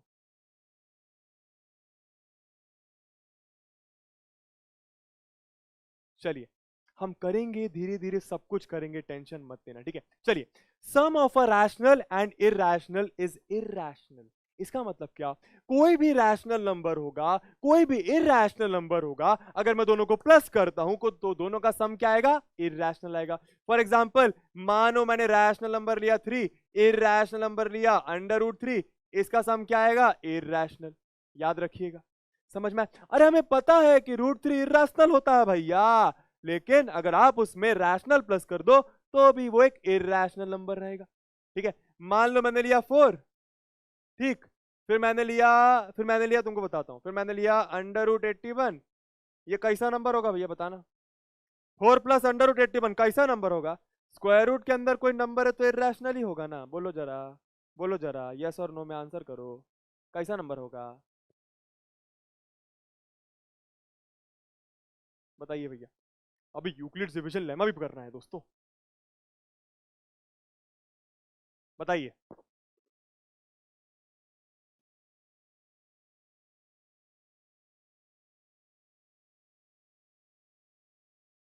वेरी गुड, सब लोग बोल रहे हैं रैशनल। अरे सब लोग समझ गए यार। देखो देखो यार, ऐसा लग रहा है कि अंडर रूट के ना अंदर कोई नंबर है तो इरैशनल होगा, बट ऐसा नहीं है। अंडर रूट के अंदर 81, 81 एक परफेक्ट स्क्वायर नंबर अगर अंडर रूट के अंदर हुआ मतलब रैशनल हो गया। मतलब ये भी रैशनल है और ये भी रैशनल है, तो ये आपका रैशनल ही आने वाला है, याद रखिएगा, ठीक है। बट मैं क्या समझा रहा था, हमेशा याद रखो, रैशनल प्लस इरैशनल आपका इरैशनल नंबर आएगा, ठीक है। इंपॉर्टेंट है, कॉम्पिटेटिव एग्जाम में भी कभी कभी आ जाता है, ठीक है। अब क्या, रैशनल माइनस इरैशनल आपका हमेशा इरैशनल ही होगा, ये बात भी क्लियर कर लो, समझ में आ रहा? अच्छा, product of a rational and irrational, मान लो ऐसा लिखा है 2 मल्टीप्लाइड बाय √2, तो आपको पता है ये रैशनल है ये इरैशनल है, तो ये आपका पूरा इरैशनल ही होगा। सिंपल भाषा में मैं आपको ये समझाना चाहता हूं दोस्तों कि अगर आप रैशनल नंबर लेते हो, उसमें इरैशनल नंबर का आप मल्टीप्लिकेशन करते हो, तो आपको एक इरैशनल नंबर ही मिलने वाला है, हमेशा याद रखना, ठीक है। चलिए, अच्छा ये क्या बोल रहा है भैया? क्वेश्चन ऑफ अ रैशनल, यानी अगर आप रैशनल नंबर को एक इरैशनल नंबर से डिवाइड करते हो तो भी आपको एक इरैशनल नंबर ही मिलेगा।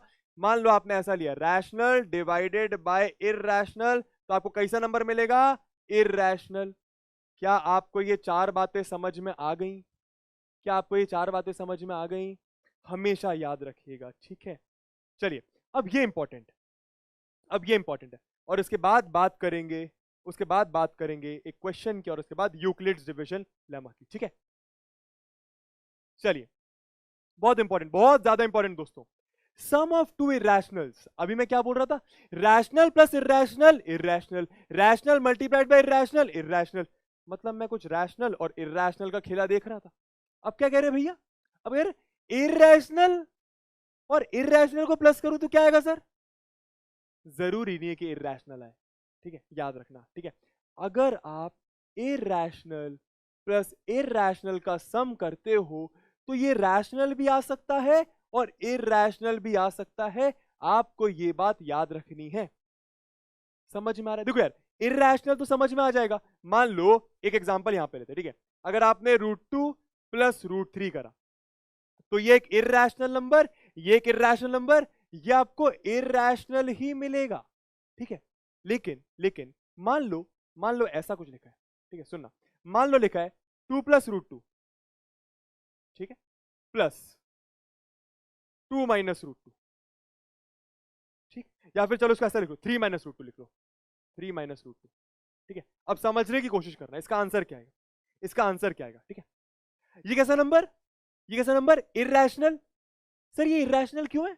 रैशनल प्लस इरैशनल इरैशनल होता है। अभी तो देखा, आराम से आराम से, रैशनल प्लस इरैशनल हमेशा इरैशनल।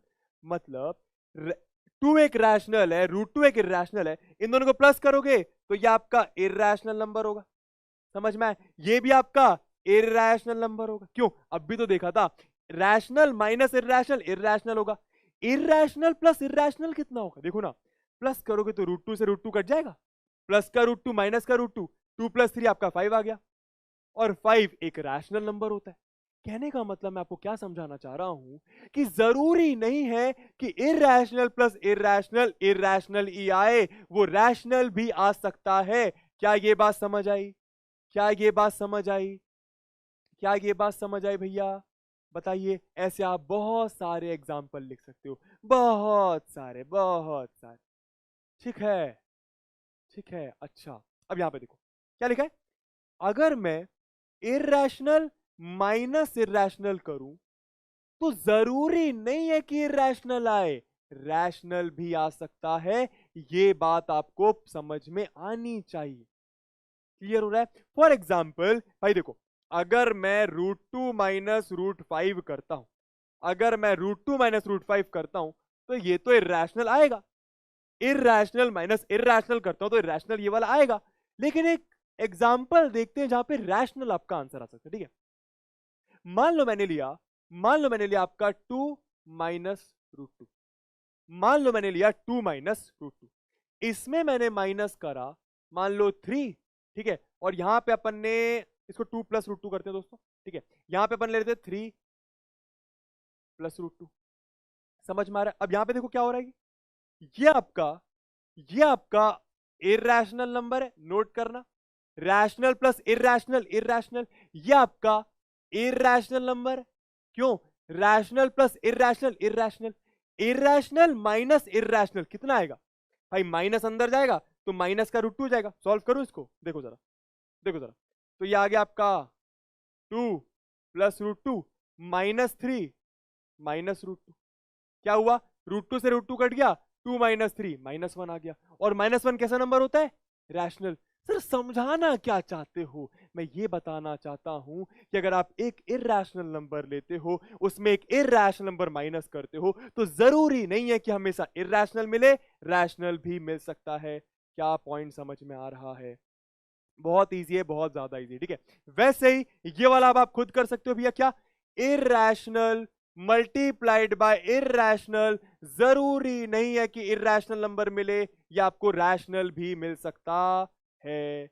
वैसे ही इरैशनल डिवाइडेड बाय इरैशनल, जरूरी नहीं है कि इरैशनल मिले, या आपको रैशनल भी मिल सकता है। समझ में आया?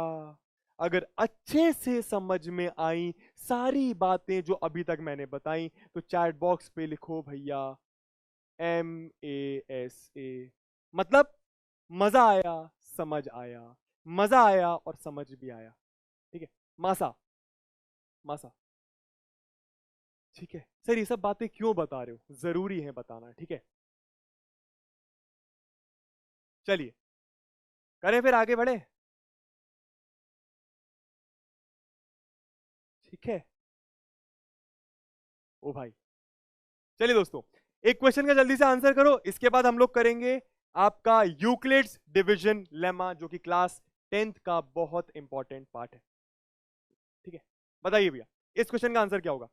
यार हमेशा याद रखो, हमेशा याद रखो, और जैसे कि मैंने कहा, अगर आपको मेरी आंखों में देखकर अच्छे से देख लो, अगर सही में लगता है कि हाँ यार ये इंसान ना भरोसा करने लायक है, इस पर भरोसा करना चाहिए, तो बस जैसा जैसा मैं कहता हूं ना वैसा वैसा फॉलो करो।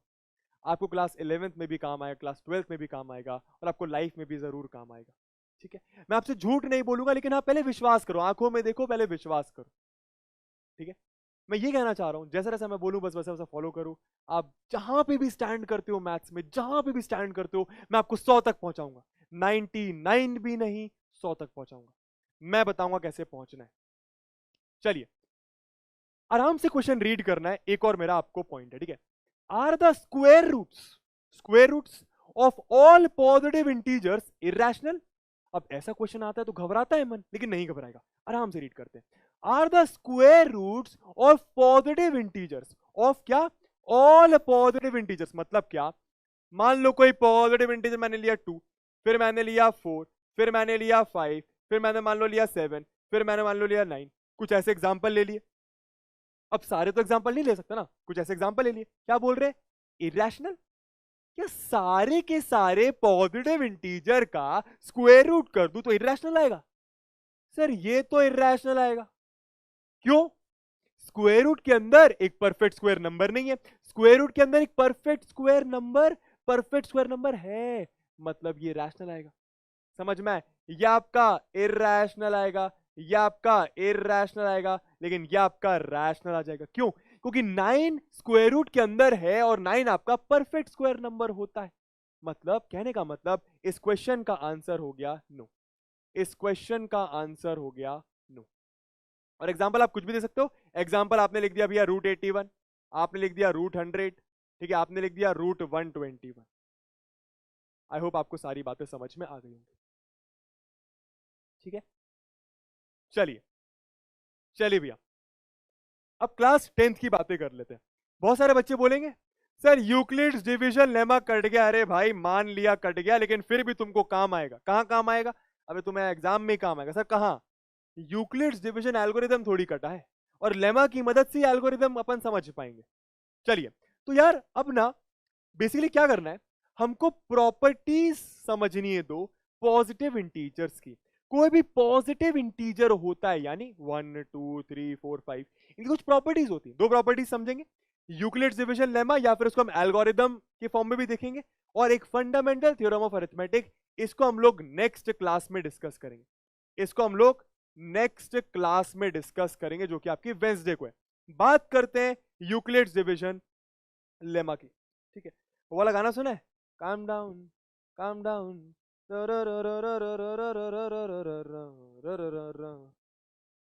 ठीक है। अरे कोई बोल रहा है कट गया, अरे यूक्लिड्स डिवीजन लेमा के क्वेश्चंस कट गए हैं, लेकिन यूक्लिड्स डिवीजन एल्गोरिदम तो आ रहा है ना। एल्गोरिदम तब बनेगा जब लेमा बनेगा। अरे डरो मत, बहुत आसान है, तो टेंशन मत लो। चलो, तो ऐसी चीजें नहीं करनी है, मैथ्स के स्टूडेंट हैं। चलिए समझते हैं पहले डिवीजन क्या होता है। थोड़ा सा डिवीजन को गौर से समझा जाए, उसके बाद लेमा भी समझ में आ जाएगा, एल्गोरिदम भी समझ में आ जाएगा।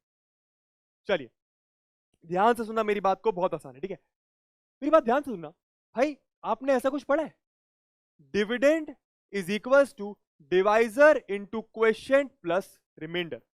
यस और नो, यस और नो? ऐसा कुछ पढ़ा है कि नहीं पढ़ा भाई? अबे बताओ भाई, ऐसा कुछ पढ़ा है कि नहीं पढ़ा? इसका मतलब क्या? इसका मतलब आपका डिविडेंड जिसको आप डिवाइड करते हो, अभी एग्जांपल दूंगा, इसका मतलब क्या? डिवाइजर जिससे आप डिवाइड करते हो, इसका मतलब क्या? जितने टाइम्स, इसको बोलते हैं आप क्वेश्चन, और इसको आप क्या बोलते हो? रिमाइंडर, जो आपका बच जाता है। ठीक है, अब एक एग्जांपल लेते हैं, इसी को अपन लोग यूक्लिड्स डिवीजन लेमा भी कहता है, अभी समझेंगे। ठीक है, जरा ध्यान दीजिएगा। ठीक है, अच्छा मान लीजिए मैंने लिया 7 और मैंने लिया 48। क्या लिया मैंने? 48। ठीक है, तो 48 को मैं डिवाइड कर रहा हूं, तो ये आपका डिविडेंड हुआ। 7 को 7 से मैं डिवाइड कर रहा हूं, तो ये आपका डिवाइजर हुआ। जिसको डिवाइड करते हो वो डिविडेंड, जिससे डिवाइड करते हो वो आपका डिवाइजर। ठीक है, अच्छा 7 6 जा 42, यहां पे बचा 6। फर्दर डिवाइड होगा क्या? नहीं होगा। क्यों? क्योंकि क्योंकि क्योंकि यहां पे आपका जो रिमाइंडर आ रहा है वो अब आपके डिवाइजर से छोटा हो गया। तो आपका रिमाइंडर आ रहा है वो आपके डिवाइजर से छोटा हो गया। तो काफी टेक्निकल लैंग्वेज है, लेकिन आपको समझ में आ रहा होगा, आगे डिवाइड नहीं होगा ना। अरे 7 बड़ा है, 6 छोटा है। अच्छा, अब जरा वैल्यूज डालो।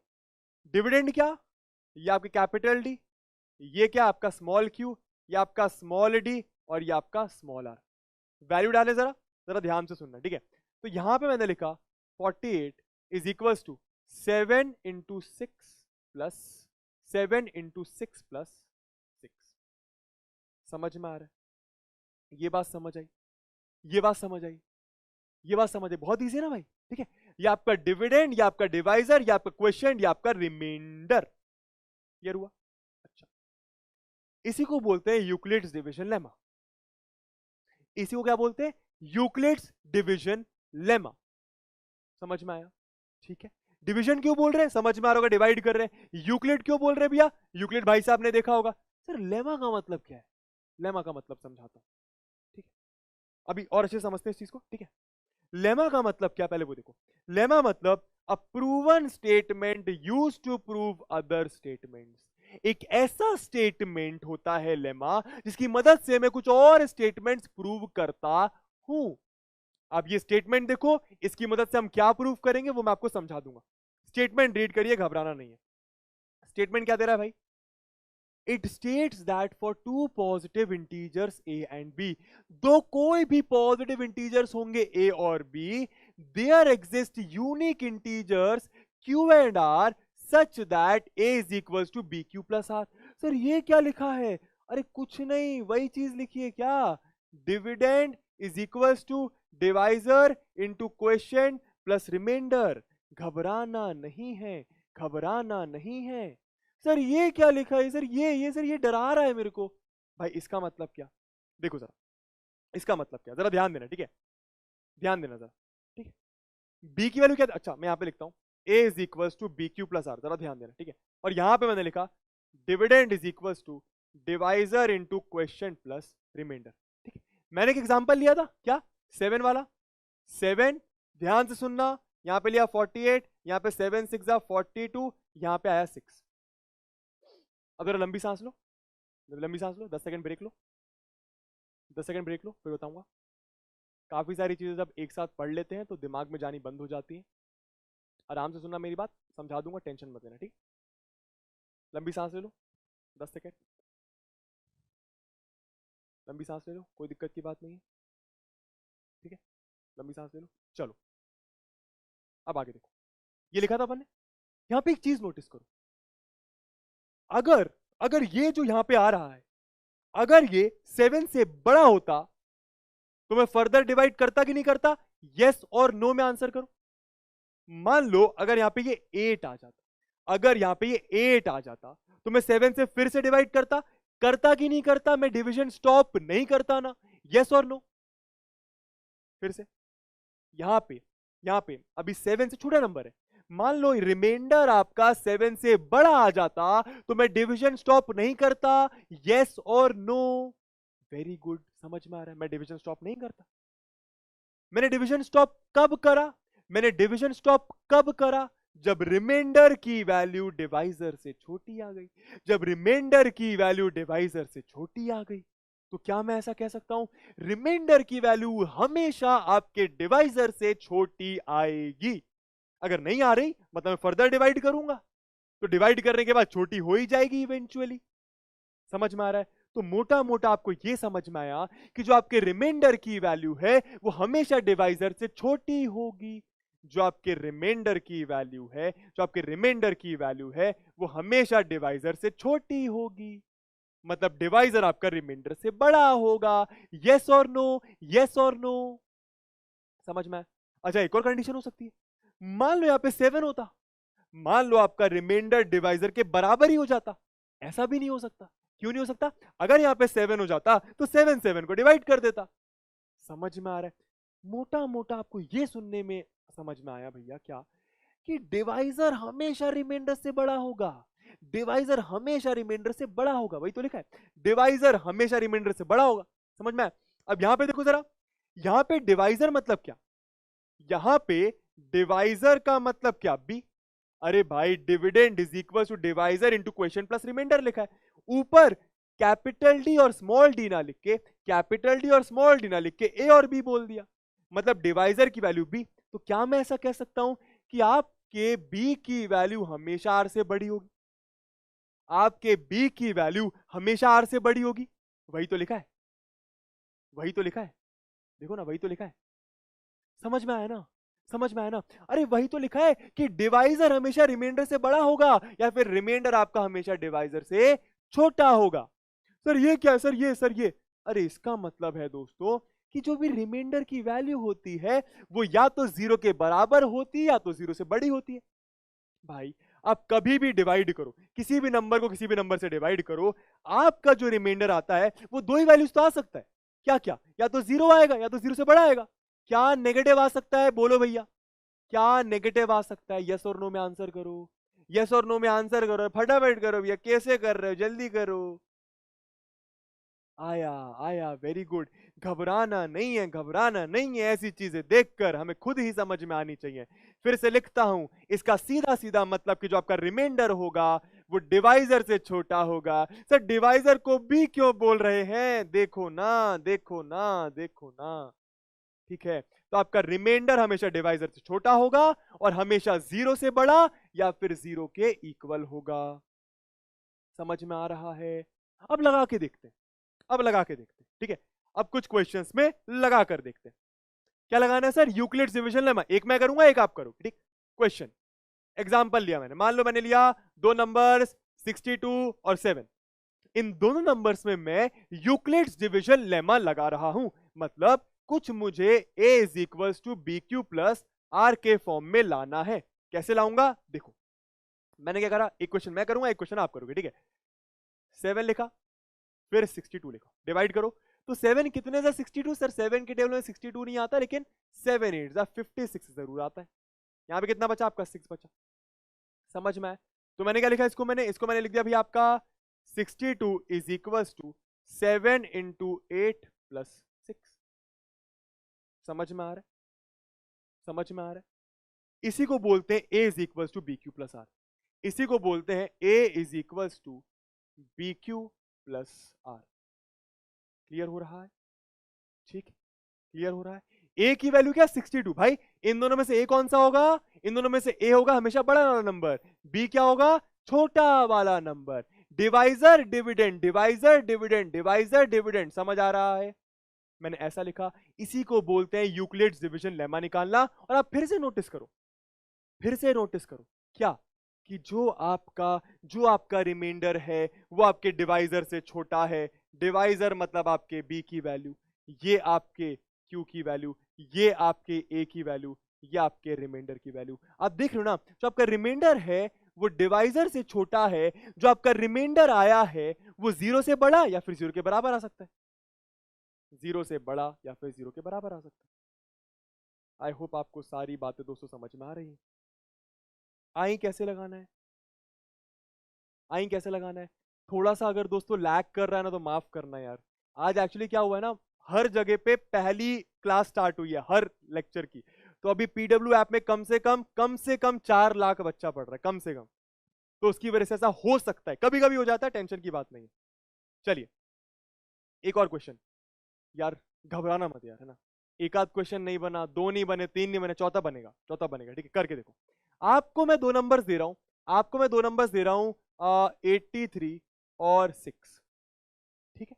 याद रखिए इसमें से ए आपका बड़ा नंबर होगा और बी आपका छोटा नंबर होगा, मतलब बी आपका डिवाइजर है, याद रखना ना। बी आपका क्या होता है? डिवाइजर होता है, याद रखिएगा हमेशा, ठीक है। और ये आपका क्या होता है? ये आपका डिविडेंड होता है। लगाओ भैया, लगाओ भैया, यूक्लिड्स डिवीजन लेमा लगाओ, यूक्लिड्स डिवीजन लेमा लगाओ। लगाइए भैया यूक्लिड्स डिवीजन लेमा, ठीक है। कैसे लगाएंगे? 6 इज इक्वल्स टू, सॉरी ऐसा, ठीक है। 6 कितने से 83? डायरेक्ट नहीं कर पाओ तो 6 1 जा 6 कर लो, कितना बचा? 2, यहाँ पे आया 23। फिर क्या भैया? 23 तो आता नहीं 6 के टेबल में, तो 6 3 जा 18, ये आपका बचा 5, ठीक है। रिमाइंडर छोटा हो गया तो डिवाइजर अब डिवाइड नहीं कर पाएगा, ठीक है। तो क्या आ गया अभी आपका? a is equals to b q plus r के हिसाब से सोचा जाए तो 83 is equals to 6 multiplied by 13 plus 5। समझ में आया? 6 मल्टीप्लाइड बाय 13 प्लस 5, ठीक है। अब नोटिस करो वही बात जो लिखना होता है हमेशा, नहीं तो मार्क्स कटेंगे क्या। जो आपके रिमाइंडर की वैल्यू है वो हमेशा डिवाइजर से छोटी होगी। जो आपका रिमाइंडर की वैल्यू हमेशा डिवाइजर से छोटी होगी और 0 या फिर 0 से बड़े या फिर 0 के बराबर होगी। ये बात आपको समझ में आनी चाहिए। ये एक बात, ये एक बात, ये और एक बात ये। और इसी को बोलते हैं यूक्लिड्स डिवीजन लेमा लगाना 2 नंबर्स में। और इसी को बोलते हैं यूक्लिड्स डिवीजन लेमा लगाना 2 नंबर्स में। एक और क्वेश्चन करते हैं दोस्तों, एक और क्वेश्चन करते हैं, ठीक है। मैंने क्वेश्चन लिया आपका, ले लिया चलो 97, ठीक। 97 मतलब कुछ काटने वाला ले, 92 ले लिया और मैंने ले लिया 96 लेते, चलो 96 और ले लिया 12। लगाओ भैया, लगाओ भैया यूक्लिड्स डिवीजन लेमा लगाओ। तो सिंपल भाषा में ये आपके ए की वैल्यू, ये आपके बी की वैल्यू। ए मतलब डिविडेंड, बी मतलब डिवाइजर, याद रखिएगा। आपको कुछ a is equal to b q plus r के फॉर्म में लिखना है। अगर मैं डायरेक्ट करूं तो देखो ना ऐसा कुछ आएगा 96 12, हमें पता है 12 8 जा 96, रिमाइंडर आ गया 0। सर क्या रिमाइंडर 0 आ सकता है? बिल्कुल आ सकता है, बिल्कुल आ सकता है। तो ये आपका 96, बी आपका 12, क्वेश्चन आपका 8, रिमाइंडर आपका 0। ठीक है, और मैंने क्या बोला था? मैंने क्या बोला था? रिमाइंडर या तो 0 आएगा या तो 0 से बड़ा आएगा। अरे ऐसे ही होगा ना भाई। तो बस क्या लिखा मैंने यहाँ पे, where r is less than divisor but greater than equal to 0। ठीक है, ठीक है, ठीक है। यहां पे जो बात आप लोग को नहीं समझ में आती वो मैं सिखा रहा हूं। क्या इस चीज का मतलब समझ में आना चाहिए। अगर इस चीज का मतलब अच्छे से समझ में आ गया तो चैट बॉक्स पे लिखो ए जी आ गया। ए जी ओ जी लो जी सुनो जी, मैं हूं मन मोजी, करता हूं मैं जो वो तुम भी करो जी। चलिए ठीक है। कोई बोल रहा है वंस अगेन, डोंट वरी, अभी यूक्लिड्स डिवीजन एल्गोरिथम करूंगा, सेम कॉन्सेप्ट है, बताऊंगा फिर से और क्वेश्चंस करके। ठीक है, चलिए 6 बजे कोई क्लास नहीं है, 6 बजे वाली क्लास 6:30 शिफ्ट हो गई है। ठीक है, चलिए अब यार एचसीएफ समझा जाए। एचसीएफ का मतलब क्या? Highest common factor. अगर मैं आपसे बोलूं 2 नंबर का एचसीएफ निकालो तो आप बोलोगे सर निकाल लेंगे, इसमें क्या है। एचसीएफ निकालना तो आता है। एचसीएफ का क्या मतलब पता है आपको? नहीं पता तो मैं बताता हूं। सबसे पहले एचसीएफ के एक लेटर एफ का मतलब समझो। एफ मतलब फैक्टर। ठीक है, फैक्टर का मतलब क्या? अगर मैं कोई नंबर लेता हूं 8, तो 8 के फैक्टर्स का मतलब क्या? ऐसे नेचुरल नंबर जो 8 को डिवाइड कर दे, जो 8 को निपटा दे। ठीक है, तो ऐसा कौन सा नंबर होगा जो 8 को निपटा देगा? सबसे पहला तो 1 होगा। क्यों? क्योंकि 1 is a factor of every number. 1 is a factor of every number का मतलब क्या सर? 1 हर नंबर को डिवाइड कर देता है। ठीक है, उसके बाद 2 8 को डिवाइड कर देगा तो 2 8 का फैक्टर है, 4 8 का फैक्टर होगा और 8 खुद का फैक्टर होगा। एक चीज हमेशा याद रखना, वो नंबर खुद का फैक्टर होता है और 1 हर नंबर का फैक्टर होता है। एक और एग्जांपल लेता हूं, मान लो मैंने लिया 32, तो 32 का एक फैक्टर आपका 1 हो गया क्योंकि 1 के टेबल में 32 आता है। 32 का एक फैक्टर आपका कितना हो गया भैया? 2 हो गया क्योंकि 2 के टेबल में 32 आता है। उसके बाद 4 भी एक फैक्टर हो गया। उसके बाद आपका भैया 8 भी एक फैक्टर हो गया। उसके बाद भैया आपका 9 नहीं होगा, 10 नहीं होगा, 11 नहीं होगा, 12 नहीं होगा, 16 एक फैक्टर हो गया। उसके बाद आपका 32 एक फैक्टर हो गया। कोई दिक्कत? तो 32 के भी ये आपके फैक्टर्स आ गए। फैक्टर्स मतलब ऐसे नेचुरल नंबर्स जो 32 को निपटा दे। 8 के फैक्टर्स मतलब ऐसे नेचुरल नंबर्स जो 8 को निपटा दे। समझ में आ रहा है? तो फैक्टर का मतलब तो समझ गए। हाईएस्ट कॉमन फैक्टर का मतलब क्या? मानिए मैंने 2 नंबर लिखा, आप पहले मतलब समझना सीखो दोस्तों। ठीक है, मैंने मान लिए एक नंबर लिखा 6 और एक नंबर मैंने लिखा 8। ठीक, एक नंबर लिखा 6 और एक नंबर मैंने लिखा 8।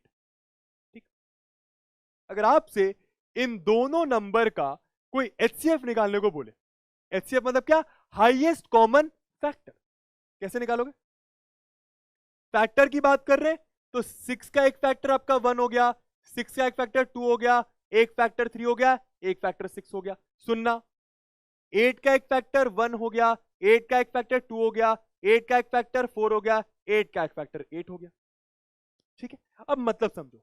हाईएस्ट कॉमन फैक्टर, सबसे बड़ा नंबर जो दोनों नंबर को डिवाइड कर दे। क्या बोला मैंने? आप लोग अपने घर पे मन पे बोलो, मन में रहते घर पे तेज चिल्ला, कोई दिक्कत नहीं। ठीक है, बस चप्पल ना मारे मम्मी। सबसे बड़ा नंबर जो दोनों नंबर को डिवाइड कर दे वो उन दोनों नंबर्स का हाईएस्ट कॉमन फैक्टर यानी एचसीएफ कहलाएगा। तो कौन सा हाईएस्ट कॉमन फैक्टर है भाई? देखो, अगर आप ध्यान से देखो, अगर आप ध्यान से देखो तो 2 ऐसा नंबर है जो 8 को भी डिवाइड कर देता है और 6 को भी डिवाइड कर देता है। क्या 2 से कोई बड़ा नंबर है जो 8 और 6 को डिवाइड कर देगा? नहीं। इसका मतलब 2 इज द एचसीएफ। इसका मतलब 2 इज द एचसीएफ। मैं आपको एचसीएफ निकालना नहीं बता रहा, एचसीएफ का मतलब बता रहा हूं। ठीक है, अच्छा अब अगर मैं आपसे पूछूं, अब अगर मैं आपसे पूछूं ऐसा कुछ, ऐसा कुछ देखना जरा। ठीक है, मैंने आपसे पूछा 12 और 18 का हाईएस्ट कॉमन फैक्टर क्या होगा? सोच के बताओ, सोच के बताओ, सोच के बताओ। सर क्या सोचना है? पेन छोड़ दो, पेन छोड़ दो, पेंसिल छोड़ दो, सोच के बताना। सबसे बड़ा नंबर जो दोनों नंबर को डिवाइड कर दे। 2 दोनों नंबर को डिवाइड कर देता है, सही बात है। 3 भी दोनों नंबर को डिवाइड कर देता है, ठीक है। 6 भी दोनों नंबर को डिवाइड कर देता है। और कोई नंबर क्या दोनों नंबर को डिवाइड करेगा? बिल्कुल करेगा। 12 12 को डिवाइड करेगा, 18 18 को डिवाइड करेगा, लेकिन सबसे बड़ा नंबर जो दोनों नंबर को डिवाइड कर दे वो कौन सा होगा? 6। तो इसलिए इनका एचसीएफ क्या हो गया? 6। बात समझ आई? सबसे बड़ा नंबर जो दोनों नंबर को डिवाइड कर दे वो कहलाता है एचसीएफ। समझ में आ रही है? ये मैं क्यों बता रहा हूं, समझ में आएगा, ठीक है। चलिए, फिर मैंने मानो लिखा 32 और मैंने लिखा यहां पे 36, ठीक है। सबसे बड़ा नंबर जो इन दोनों नंबर को डिवाइड कर दे, मन में सोच के बताइए। सबसे बड़ा नंबर जो इन दोनों नंबर, अच्छा नहीं ये नहीं, रुको रुको, question change question change question change question change. 18। सबसे बड़ा नंबर जो इन दोनों नंबर को डिवाइड कर दे वो कौन सा होगा? 18 और 36। 2 दोनों नंबर को डिवाइड करता है, लेकिन 2 सबसे बड़ा नंबर नहीं है जो दोनों को डिवाइड कर देगा। 3 भी दोनों नंबर को डिवाइड कर देगा, और 4 तो नहीं करेगा, 6 भी कर देगा। लेकिन अगर आप ध्यान दो तो 18 एक ऐसा नंबर है जो सबसे बड़ा है, जो सबसे बड़ा है और जो दोनों नंबर को डिवाइड कर देगा। समझ में आ रहा है? 18 समझ में आ रहा है ना? अरे भैया आप ऐसे भी कर सकते हो क्या? 18 का फैक्टर लिख लो। एक हो गया 1, एक हो गया 2, एक हो गया 3, एक हो गया 6, एक हो गया खुद 18, ठीक है। उसके बाद 36 के फैक्टर लिख लो भैया।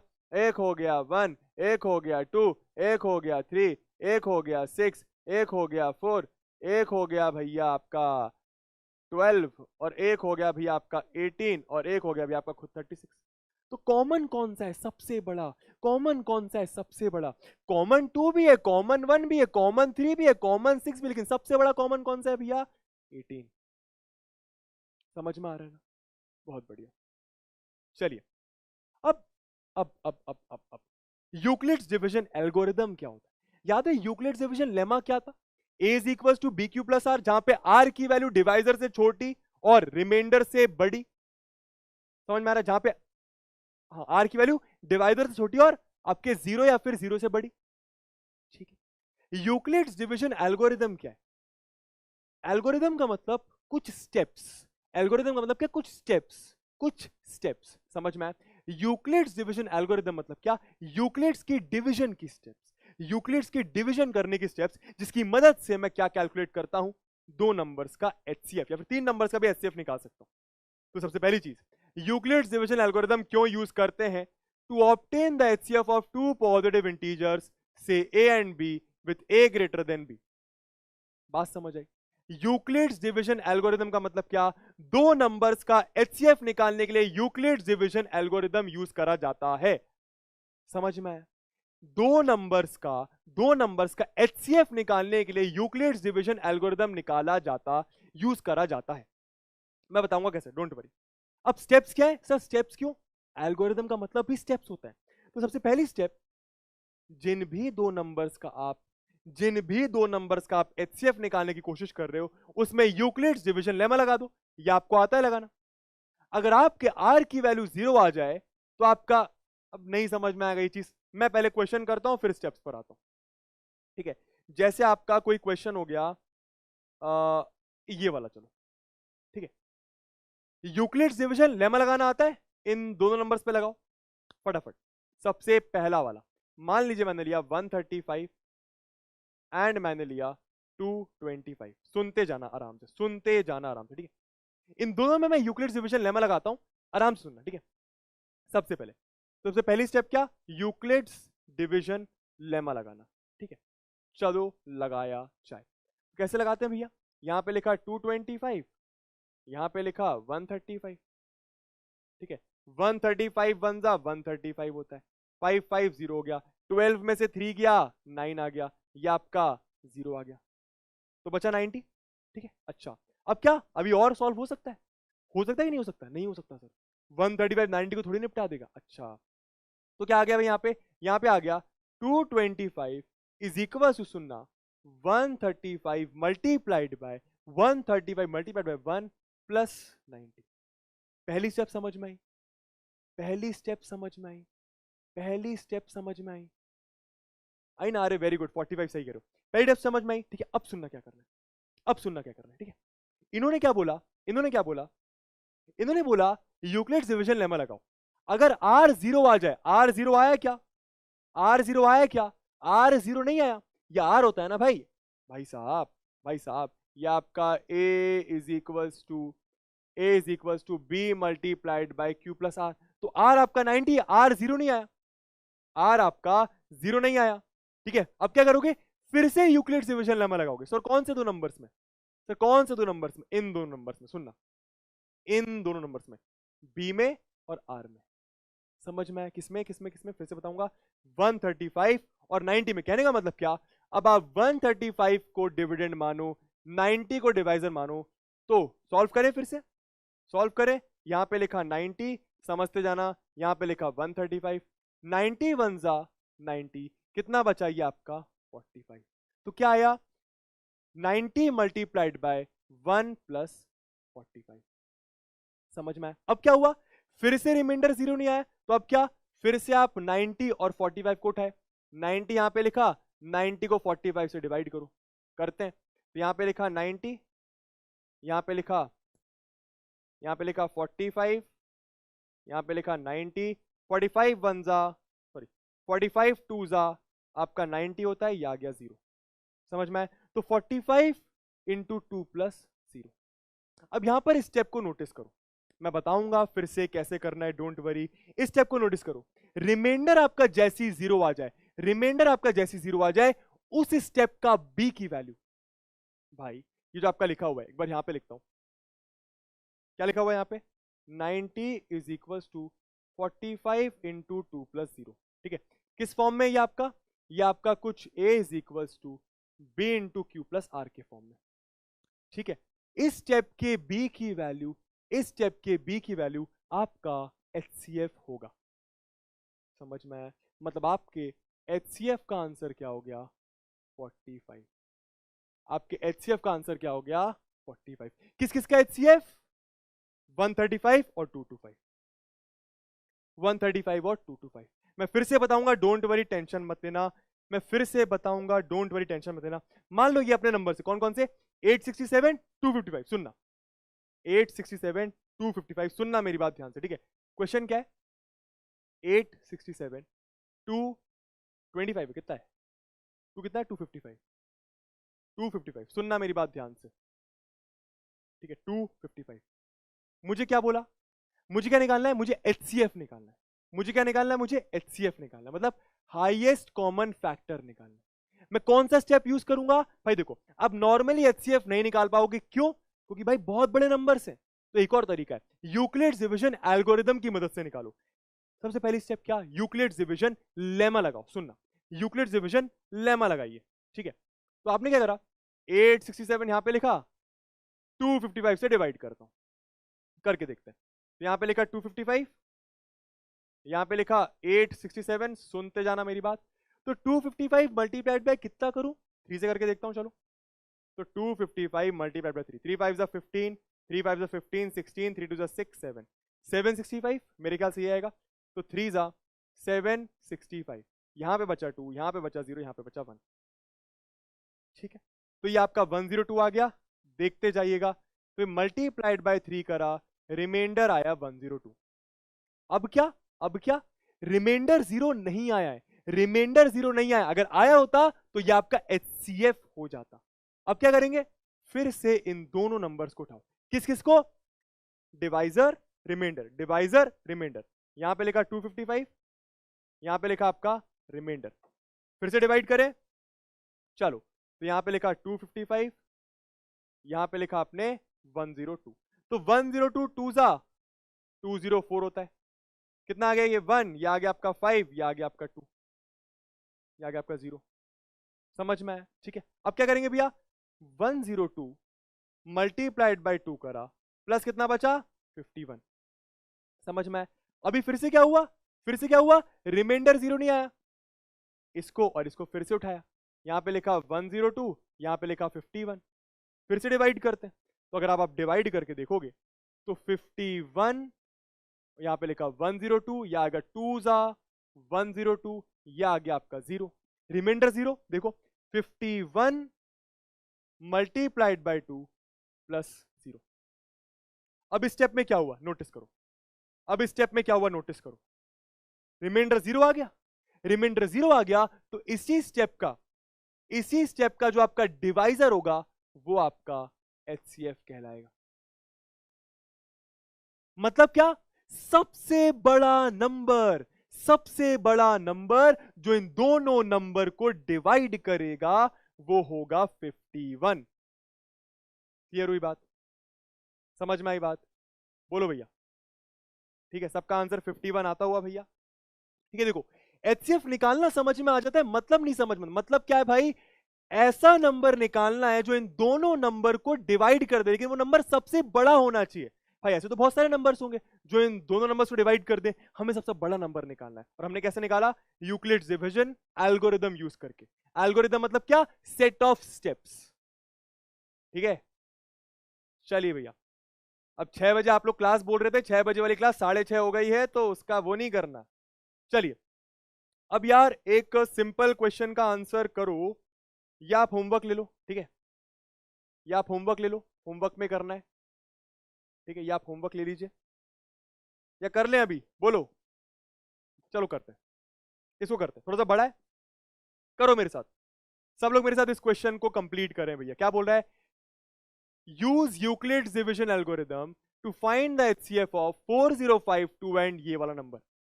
सबसे पहले तो चैट बॉक्स पे ये बताओ, एचसीएफ निकालने का मतलब क्या, सबसे बड़ा नंबर निकालना जो इन दोनों नंबर को डिवाइड कर दे, निपटा दे। बताओ फटाफट बताओ, सबसे बड़ा नंबर निकालना जो इन दोनों नंबर्स को डिवाइड कर दे, निपटा दे। कैसे निकालेंगे, ये आपके ए की वैल्यू, ये आपके बी की वैल्यू। ठीक, यहां पे लिखा 12576 इज इक्वल टू 4052।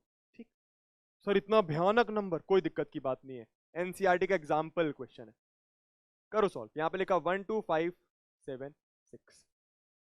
ठीक है, चलिए तो कितने सा जाएगा कुछ समझ में नहीं आ रहा, 3 से करके देखो, 4052 इंटू 3 करके देखो, 3 2 जा 6, 3 5 जा 15, 3 0 जा 0, यहाँ पे आ गया 1, ये 3 4 जा आपका 12, 12156 आ रहा है। कितना आ रहा है, 12156। सही है, निकालो भैया। हाँ very good, highest common factor, एकदम सही कह रहे हो, एकदम सही कह रहे हो। 10 मिनट क्लास को आगे खींचेंगे दोस्तों, क्योंकि अपनी क्लास 10 मिनट लेट स्टार्ट हुई थी, है ना। वेरी गुड, एचसीएफ 4 आएगा, सही कह रहे हो भाई। ठीक है, तो 4052 इंटू 3 करा तो यहाँ पे आ गया 12156, ये आ गया आपका 0, ये आ गया आपका 2, ये आ गया आपका 4, ये आ गया 0, ये आ गया आपका 0। ठीक है, तो बेसिकली यहां पर आपका आ गया इंटू 3 प्लस 420। रिमाइंडर 0 नहीं आया, रिमाइंडर 0 नहीं आया मतलब आगे बढ़ूंगा। ठीक है, आगे बढ़ूंगा मतलब क्या, अब ये आपका डिविडेंड बनेगा, ये आपका डिवाइजर बनेगा। चलिए, तो यहां पे लिखा 4052 इज इक्वल्स टू, यहां पे लिखा 420, फिर से डिवाइड करो, फिर से डिवाइड करो, तो यहां पे लिखा 420, ऐसा करते हैं, यहां पे लिखा 420, अंदर लिखा 4056। ठीक है, तो कितने सा करूं भैया, 10 सा करूंगा तो 4200 आएगा, 9 सा करके देखता हूं। ठीक है, तो 420 इंटू 9, 9 0 0, 9 2 80, 9 4 36, 37, तो यहां पे आ गया आपका 3780। कितने सा, 9 सा, माइनस करो भैया कितना आएगा, माइनस करिए भैया कितना आएगा, ये आ गया आपका 6, 15 में से 8 जाएगा, 15 ही होगा ना, है ना, ये आ गया आपका 7, ये आ गया आपका 9 2, ये आ गया आपका 0, 276, तो 420 इंटू 9 प्लस 276। ये बात समझ आई, ये बात समझ आई, मेरे ख्याल से आ रही होगी। ठीक है, अब क्या हुआ भैया, देखिए ये आपका डिविडेंड, ये आपका डिवाइजर, तो यहां पे आ गया 420 इज इक्वल टू 276।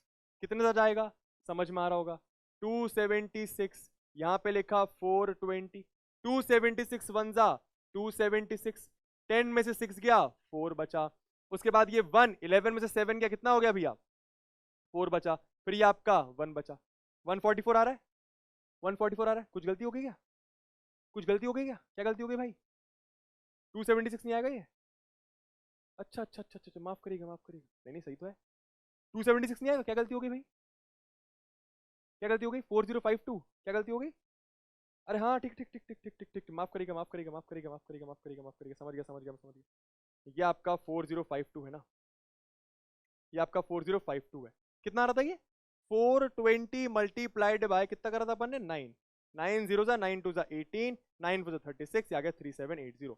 तो यहाँ पे आया 3780, माफ करिएगा, यहाँ पे बचा 2, ये आ गया आपका 272 है ना, 272 आएगा, ये 272 आएगा। तो यहाँ पे लिखा 272। अब सही है, अब सही है, 272 आएगा, एकदम सही है, ठीक है। बस ये आपका क्या बन गया डिवाइजर। यहाँ पे लिखा 420, थोड़ा सा बड़ा जाएगा दोस्तों, ये घबराने की बात नहीं है। यहाँ पे लिखा 272 मल्टीप्लाइड बाय क्या करेंगे भैया, देखो यहाँ पे लिखा 272, यहाँ पे लिखा 420, तो 272 वन जा 272, ठीक है। 10 में से 2 गया बचा 8, यहाँ पे 1 बचा, 11 में से 7 गया बचा 4, यहाँ पे बचा आपका 1, तो यहाँ पे आ गया 1 प्लस 148। कोई दिक्कत? आगे आप करो भैया, फिर से रिमाइंडर जीरो नहीं आ रहा, जब तक रिमाइंडर जीरो नहीं आ जाता आपको सॉल्व करते रहना है। यहाँ पे लिखा 272, यहाँ पे लिखा 148, इसको आप सॉल्व कर सकते हो और आंसर बता दो, और आंसर बता दो।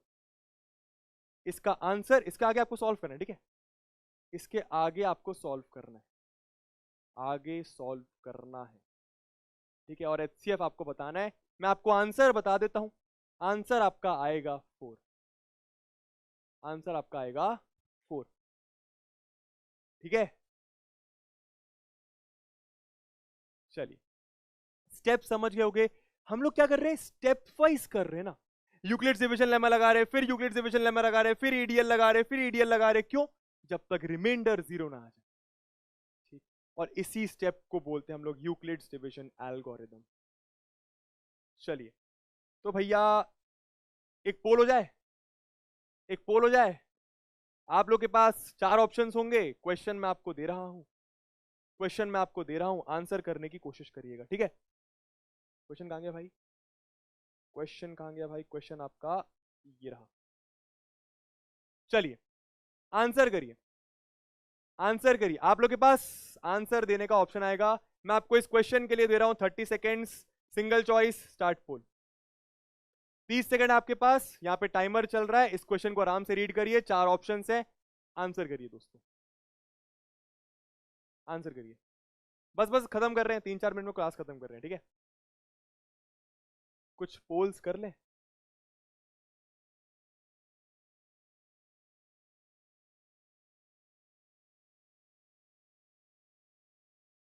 ठीक है, टॉपिक नहीं हटा है, ईडीएल ईडीएल हटा है, ईडीएल के कुछ क्वेश्चंस हटे। क्या आंसर भैया, इसका क्या आंसर आएगा? अपना आंसर इसका बी होगा, यानी बी। जरा देखते हैं भैया किन किन लोगों ने सही आंसर दिए हैं। तो 50% जनता ने बी ऑप्शन मार्क करा है, जो कि एकदम सही है। B option is the correct answer. लेकिन एक बात बताओ, लेकिन एक बात बताओ, 33% लोगों ने 5 क्यों आंसर करा है? तुक्का क्यों लगा है? एचसीएफ मतलब, चैट बॉक्स में सब लोग बताएंगे, एचसीएफ मतलब सबसे बड़ा कॉमन फैक्टर। क्या पूछा? 525 और 3000 का एचसीएफ पूछा। मतलब ऐसा सबसे बड़ा नंबर निकालना है जो इन दोनों नंबर को डिवाइड करे। अरे भैया ऐसे बहुत सारे नंबर्स होंगे जो इन दोनों नंबर्स को डिवाइड करेंगे, लेकिन हमें कौन सा निकालना है? सबसे बड़ा नंबर। अब क्वेश्चन में ऑलरेडी दिया हुआ है, क्या क्वेश्चन में दिया है? ये दोनों numbers are both divisible only. ये जो दोनों नंबर्स हैं ये सिर्फ और सिर्फ 3 से, 5 से, 15 से, 25 से, 75 से डिविजिबल है। मतलब इन नंबर्स के अलावा ये दोनों नंबर्स किसी और नंबर से डिवाइड नहीं होंगे। समझ में आया? तो अगर सिर्फ इन्हीं नंबर से डिवाइड होंगे तो इनमें सबसे बड़ा नंबर कौन सा हुआ? 75। तो एचसीएफ क्या हो गया? 75। समझ आया? समझ आया तो लिखो आ गया, आ गया, लिखो आ गया, लिखो आ गया। फिर 1-2 पोल पोल और खेलते हैं, उसके बाद अगली क्लास में कंटिन्यू करेंगे, ठीक है। पोल, अरे पोल आएगा यार। आप लोग पोल नहीं आया तो फिर आप ऐसा कर सकते हो कि ऐप को अपडेट करना, इस क्लास के बाद ऐप को अपडेट करना, ठीक है। चलिए 2-3 क्वेश्चन और पोल पोल खेल लेते हैं। इस क्वेश्चन का आंसर करिए फटाफट, फटाफट, फटाफट। इस क्वेश्चन का आंसर करिए भैया, ठीक है। मैं पोल चालू करता हूं एक बार, पोल चालू करता हूं एक बार, ठीक है। इसको अपन 45 आप देख लो, फिर मैं टाइमर स्टार्ट करता हूं, ठीक है। इनमें से कौन सा एक रैशनल नंबर है, which of these is the rational number. आप लोग को पता है रैशनल नंबर क्या होता है। योर टाइम स्टार्ट्स नाउ मेरे दोस्तों, 30 सेकेंड्स का समय। Your time starts now. बहुत आसान है, हिंट देता हूं। Non terminating, non repeating, non terminating but repeating. Rational multiplied by rational क्या होता है हमेशा, हिंट दे रहा हूं, 3 इंटू पाई, मतलब 3 इंटू 22 बाय पाई की वैल्यू 22/7 नहीं होती। पाई की वैल्यू 22/7 नहीं होती, वो नियरली 22/7 होती है। कहने का मतलब क्या, आंसर कर दो फिर बताता हूं। आई होप कर दिया होगा। तो भैया इसका आंसर है आपका ऑप्शन नंबर सी, एकदम सही। जरा देखते हैं कितने प्रतिशत उड़ानियंस ने सही आंसर दिया है, ठीक है। यार ऐसा क्यों, ऐसा क्यों, कोई बात नहीं, समझाता हूं, ठीक है। 46% लोगों ने एकदम सही आंसर दिया है। अपन लीडर बोर्ड भी एक बार देखते हैं। अदिति दुबे ने सबसे तेज आंसर दिया है 3 सेकंड में। फिर गौतम मिश्रा सेकंड पोजीशन पे, पवन कुमार थर्ड पोजीशन पे, काव्यांजलि सिंह फोर्थ पोजीशन पे है, and Aryan Maurya fifth position पर है। तो ऐसा आपका पोलिंग सिस्टम चलने वाला है दोस्तों, ठीक है। अब जरा क्वेश्चन को समझते हैं, इसको अपन लोग मिनिमाइज करते हैं, क्वेश्चन को समझते हैं, ठीक है। आप जरा ध्यान दो, आप जरा ध्यान दो। सबसे पहले तो ये वाला एक इरैशनल नंबर है। क्यों, rational number multiplied by rational number, मैंने आज पढ़ा कि वो हमेशा इरैशनल नंबर होता है। ये कैसा है भैया, नॉन टर्मिनेटिंग, रुक नहीं रहा, रुक नहीं रहा, रुक नहीं रहा, लेकिन लेकिन रिपीट हो रहा है ना, 6 तो non terminating but repeating rational number होगा। देख के समझ जाना चाहिए था। तो ये आपका सही आंसर है। अब ये इरैशनल क्यों है, नॉन टर्मिनेटिंग तो है, dot dot dot dot dot dot dot dot dot dot dot dot dot चले जा रहा है, नॉन टर्मिनेटिंग, लेकिन रिपीटिंग नहीं है। क्यों, कभी 3452, फिर 1065, फिर 1372 वगैरह वगैरह वगैरह, इरैशनल। इसका जरा मतलब समझो, 3 पाई का मतलब, ठीक है। हम लोगों को लगता है कि पाई की वैल्यू 22/7 या फिर 3.14 होती है। आज आपका मिथ क्लियर करता हूं, नहीं नहीं नहीं नहीं, पाई की एक्चुअल वैल्यू कुछ ऐसी होती है, 3.14528 dot dot dot dot dot dot dot dot dot dot dot dot dot, जो कि एक non terminating non repeating number है। मतलब पाई आपका एक इरैशनल नंबर होता है। तो सर फिर पाई को हम 22/7 क्यों लिखते हैं, अप्रोक्सीमेट वैल्यू 22/7 होती है। सर पाई को हम 3.14 क्यों लिखते हैं, अप्रोक्सीमेट वैल्यू 3.14 होती है। आप देखो ना, पाई की एक्चुअल वैल्यू में 3.14 आ रहा है, इसी को मैं क्वेश्चन सॉल्व करते समय पाई की वैल्यू मान लेता हूं, लेकिन पाई की एक्चुअल वैल्यू ये नहीं होती। क्या ये बात समझ आई, pi is an irrational number, non terminating non repeating number. समझ आया, आया समझ में। तो एक और कर ले बस लास्ट, एक और कर ले बस लास्ट, जल्दी से आंसर करिएगा, ठीक है। Last question of the day दोस्तों, last question of the day, उसके बाद क्लास खत्म।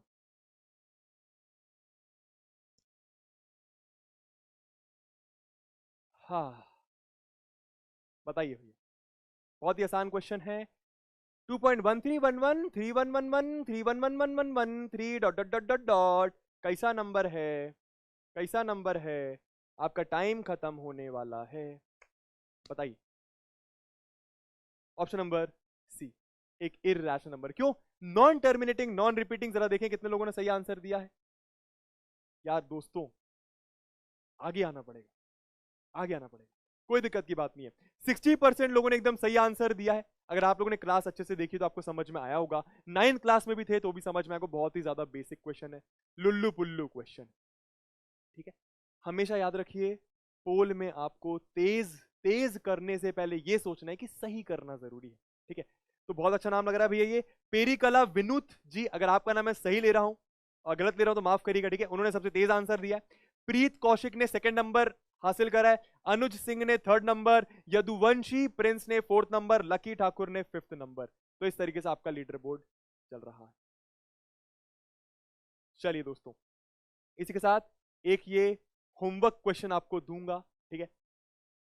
ये पुराने जमाने में और मतलब आज भी काफी ट्रेंडिंग क्वेश्चन है।